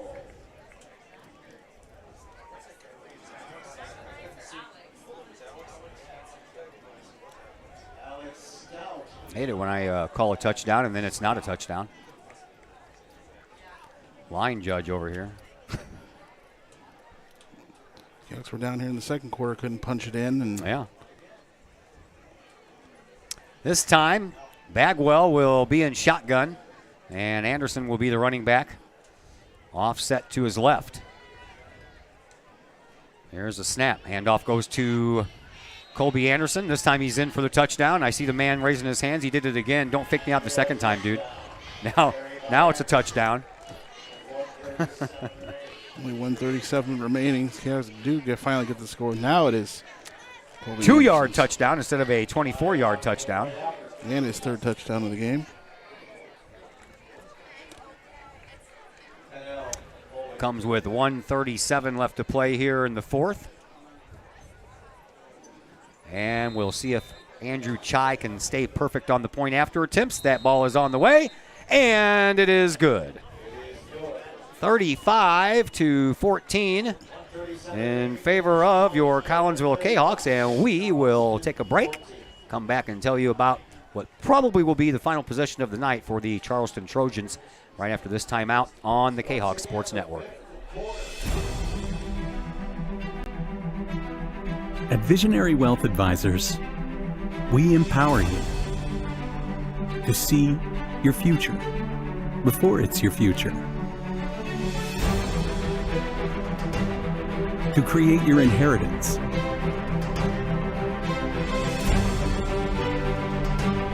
to build your vision, to anticipate the known and unknown, and to find potential in both, and build new dawns. Visionary Wealth Advisors. Visit Brad Keene at his Collinsville office at 106 North Clinton or call 618-467-8420. Todd Duke, Chris Kettler back with you from Charleston. 97 seconds left to go here in this fourth quarter. Andrew Chai ready to kick it off for the fifth time. That one's low, and it's going to bounce, and it's going to roll, and it's going to go all the way down to the 10-yard line where it's picked up by, that's a nice run back right there by Schrader. And that'll stop the clock with 1:27 left. 35-14 in favor of Collinsville. Last week they put up 47 points. And the way the first quarter went with two touchdowns in the first quarter, right? And then one in the second. Early in the second, yeah. Well, the way they racked up those early points, I thought we were all on our way to another 40-pointer. Close. Could still do it. Seemed like it, but you failed to get the fourth score there, and then it's kind of got a little stalled out here and kept the ball moving slowly on keep the clock running. And here is Charleston, and their quarterback throws the ball over on the far side, does Spore. Looking for King that time. King could only get maybe a hand on it as it was high. And one of those little no-see-em bugs fly right in my eye. And I've got glasses on. How's that happen? I don't know. Came up underneath. Two wide receivers on either side of this formation. Archibald is the lone running back in the backfield, but Spore is going to go back to pass. Rolls out to his left. He looks, he throws, but he throws out of bounds. That ball was incomplete. That'll stop the clock with 1:15 to play here in this fourth quarter. Different guys out there on defense. Jack Shepard out there on the line. McIntyre's out there on defense. He got some play earlier, and Blake Nelson's out there, and don't know who 51 is. Before Pujols hit that home run, Nolan Arenado had a single to score Paul Goldschmidt, so nice to see the Cardinals getting some of these guys hot again, because I was getting a little worried once that calendar went from August to September. Man, we kind of looked like a different team there for a little while. Alton's beating Belleville West 28-7. Back to pass. Spore, he's going to get wrapped up in the backfield, and he goes down for a big loss. That's going to bring up fourth down, and they have to get it to midfield for a first down. And this ball will be placed back at the 37-yard line, no, 36-yard line. So it'll be a fourth down and 16 here coming up for the Trojans, and they're going to go for it. Under a minute to go as the clock continues to move. This place was packed tonight, man. Did you see the long line of people waiting to get in here? Yeah, they had the little kids thing before it. That brings them out, too. Oh, yeah. Man, every grade, what do they have? Kindergarten, 1st, 2nd, 3rd, 4th, 5th, and 6th out there with their various cheerleaders, and you are correct about that. And it'll bring out the grandparents, the parents, the aunts, and the uncles, and relatives you didn't even know you had. 4th and long, back to passes Spore, and could be the last throw of the game. And unless he connects, it's going to be long, it's going to be deep, and it's going to be off of a bunch of people, and that's an incomplete pass. Stops the clock with 15.9 seconds left. Collinsville will get the ball back, and they will kneel on it, and that'll do it for this one. That one kneel down, and we're done. Not a perfect game from the Kahawks tonight at all, but they have some things to work on, but they'll be happy with the outcome. Definitely happy with the outcome. But this, give the coaches some things to work on during this hot week. Hey, you're going to have to come out and work. It's going to be hot. Oh, yeah. After school this week. You guys got to be ready to work to get ready for homecoming Mattoon game. I am glad that I'm not going to be out there. I'm a little too old for that anyway, but even if I was their age, I wouldn't be very happy about it either. That's it. There's the kneel down, and Kahawks are now 3-1. Well, couldn't stop the clock if they wanted to because they're out of timeout, so that's going to do it. 35-14. Collinsville will win it and improve to 3-1 and win 3 games in a row. That brings us into our post-game show, brought to you by Chiropractic Works in Collinsville, owned and operated by Dr. Chris McCluskey. He and his crew are focused on helping as many people as possible live high-quality lives, all through chiropractic care and wellness. You can visit Dr. McCluskey at Chiropractic Works in Collinsville, 410 Regency Center, just off of the Beltline Road in Collinsville. Give them a call at 618-343-3602 or online, chiropracticworkscollinsville.com. Post-game show comes your way next on the Kahawk Sports Network. My name is Rayshawn Taylor, collegiate basketball player at SIUE. At the end of January, I had an ACL injury. I've been searching for ways to come back as best as I can after the construction. Dr. Chris introduced me to the soft wave machine. I'm gonna be honest, at first I was kind of scared because I didn't want it to shock me and hurt me too bad. And I had heard something about it, and I did my research on it, and it turns out it didn't actually hurt. It just was a good pain. It's just finding where it hurts to promote the healing, and that's exactly what it did. I've actually had this surgery before. This time I feel like I'm back on my feet quicker, much faster. I'm much stronger than I was up to this point last time. And honestly, I feel like I can play right now. I'm excited to get back on the court. Thankful that Dr. Chris introduced me to this.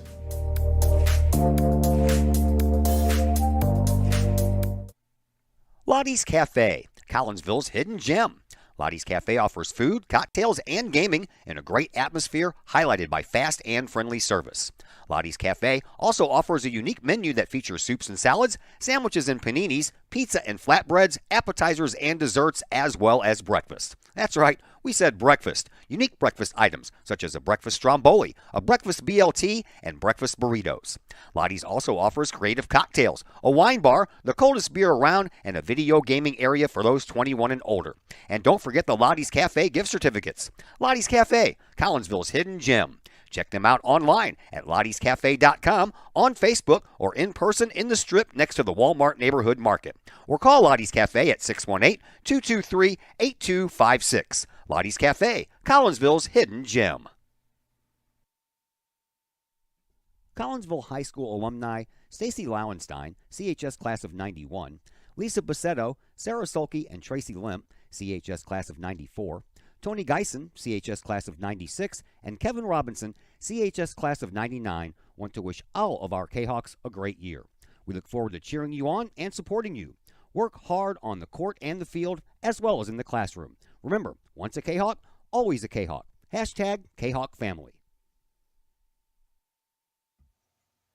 Brady Pest and Termite Management in Caseyville. Brady Pest and Termite Management is your local pest control source. The Midwest offers its fair share of pest problems, and Brady Pest and Termite Management is up to the challenge. Whether it's pesky rodents in the cold winter months or ants, spiders, and other pests in the warm months, Brady Pest and Termite is your solution. And termites? Brady Pest is tops in the Metro East in termite management. Do you have unwanted pests? Then call the best. Brady Pest and Termite Management in Caseyville. Call 343-1790 or on Facebook at Brady Pest and Termite. The Ortho Gold TRT tissue regeneration machine is revolutionary new technology. It's known as a shockwave machine. In the hospital setting, it's lithotripsy. The machine looks sort of like an ultrasound head, but it's much different technology. It drives sound waves into tissue at 3,500 miles an hour. It's a 3 to 5 minute non-invasive treatment. This is revolutionary technology. It's great for acute, which means, injured tissue. New injuries per se, also chronic conditions. We have many people who have canceled knee replacements and shoulder replacements and treated lots of plantar fasciitis, foot, ankle problems. Overall, the Ortho Gold TRT soft wave machine is revolutionary technology. We've been very excited to bring it to our practice, and we've already helped a tremendous amount of people with it, and we're looking forward to helping a lot more.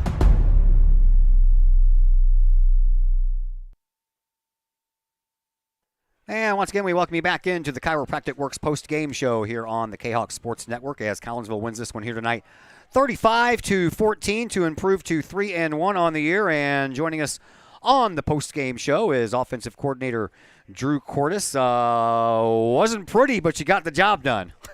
The first quarter, I'd say, looked really good. Yeah, and then, this is one of those games where a lot of things can go right, and you're going to be satisfied with that. Then you could get a little complacent early and then start to kind of lose focus. You go from 100% focus down to 95%, and then it's just that 5% can make a difference as you see a couple drop touchdowns, a couple missed blocks, a couple missed throws. It starts to add up, and, 35-14, we shouldn't be upset, but it's just one of those, we can look back at the film, and we'll find things to get better at. Yeah, I mentioned to Keller while we were on the air, I don't think I remember a game when I've seen so many drop passes by the Kahawks. Yeah, I don't know what it was today. I don't know. It was dry.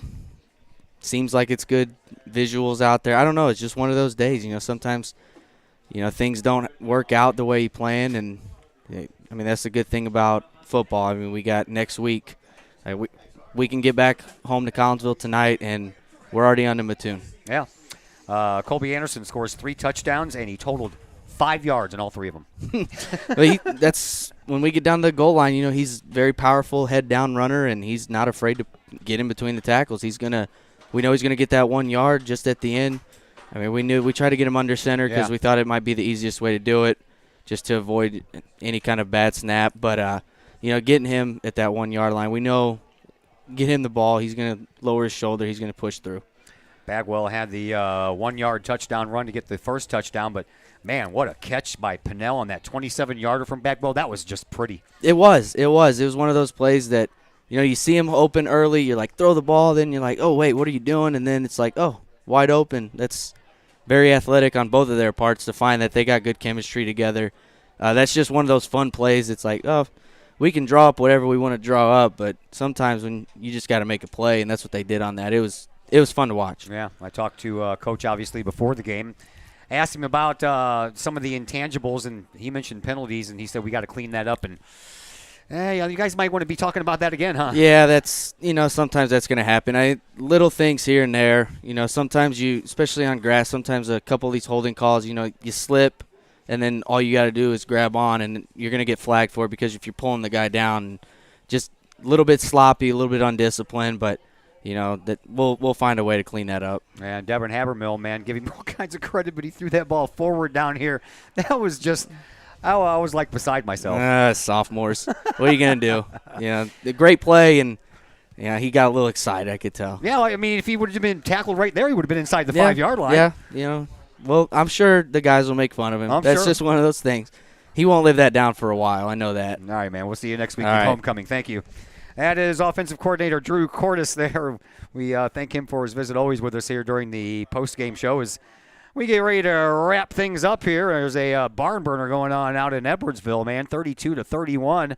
O'Fallon has the 1-point lead after they, Chris went for a 2-point conversion? Yeah, they were down. O'Fallon was down 31-24, got a touchdown, 1 for 2. A minute and 25 left. We're looking at it here, so not exactly sure on the time that's left, but Edwardsville's only at midfield. So wow. That's just crazy. All right, well, that's going to do it for us. I think Coach mentioned pretty much they got some work to do. Yeah, we said that just before the final snap there. Got some work to do, and it's going to be hot next week, so they're going to have to earn it. Like we said, nice to come here on the road, this Apollo Conference, some of these teams are a bit tough on the road. We got another one up here when we come to Mount Zion later, but some work to do as the season ones go along. If you want to get to the playoffs and maybe win a playoff game, there's a lot of work to do. Yeah, well, the Kahawks are now 3-1, so they have Mattoon next week at home for homecoming, and we'll see how that one's going to go along. So that's going to do it for us here tonight. From Charleston, 35-14, we're back in your ear and on your laptop or your smartphone on Tuesday. A little Kahawk soccer action for you. Southwestern Conference matchup, big one between Collinsville and Edwardsville from Kahawk Stadium. We'll be on the air around 6:10 with the pregame show, and game time scheduled for 6:30. A big thank you to Coach Colton Rhodes for joining us in the pregame show, and offensive coordinator Drew Cordes for joining us in the postgame show. And a big thank you to Chris Kettler over here on the other microphone taking care of the camera duties here tonight. My name is Todd Duke, and we'll see you at the Italian Fest tomorrow night. And until then, everybody have yourselves a fantastic rest of your weekend.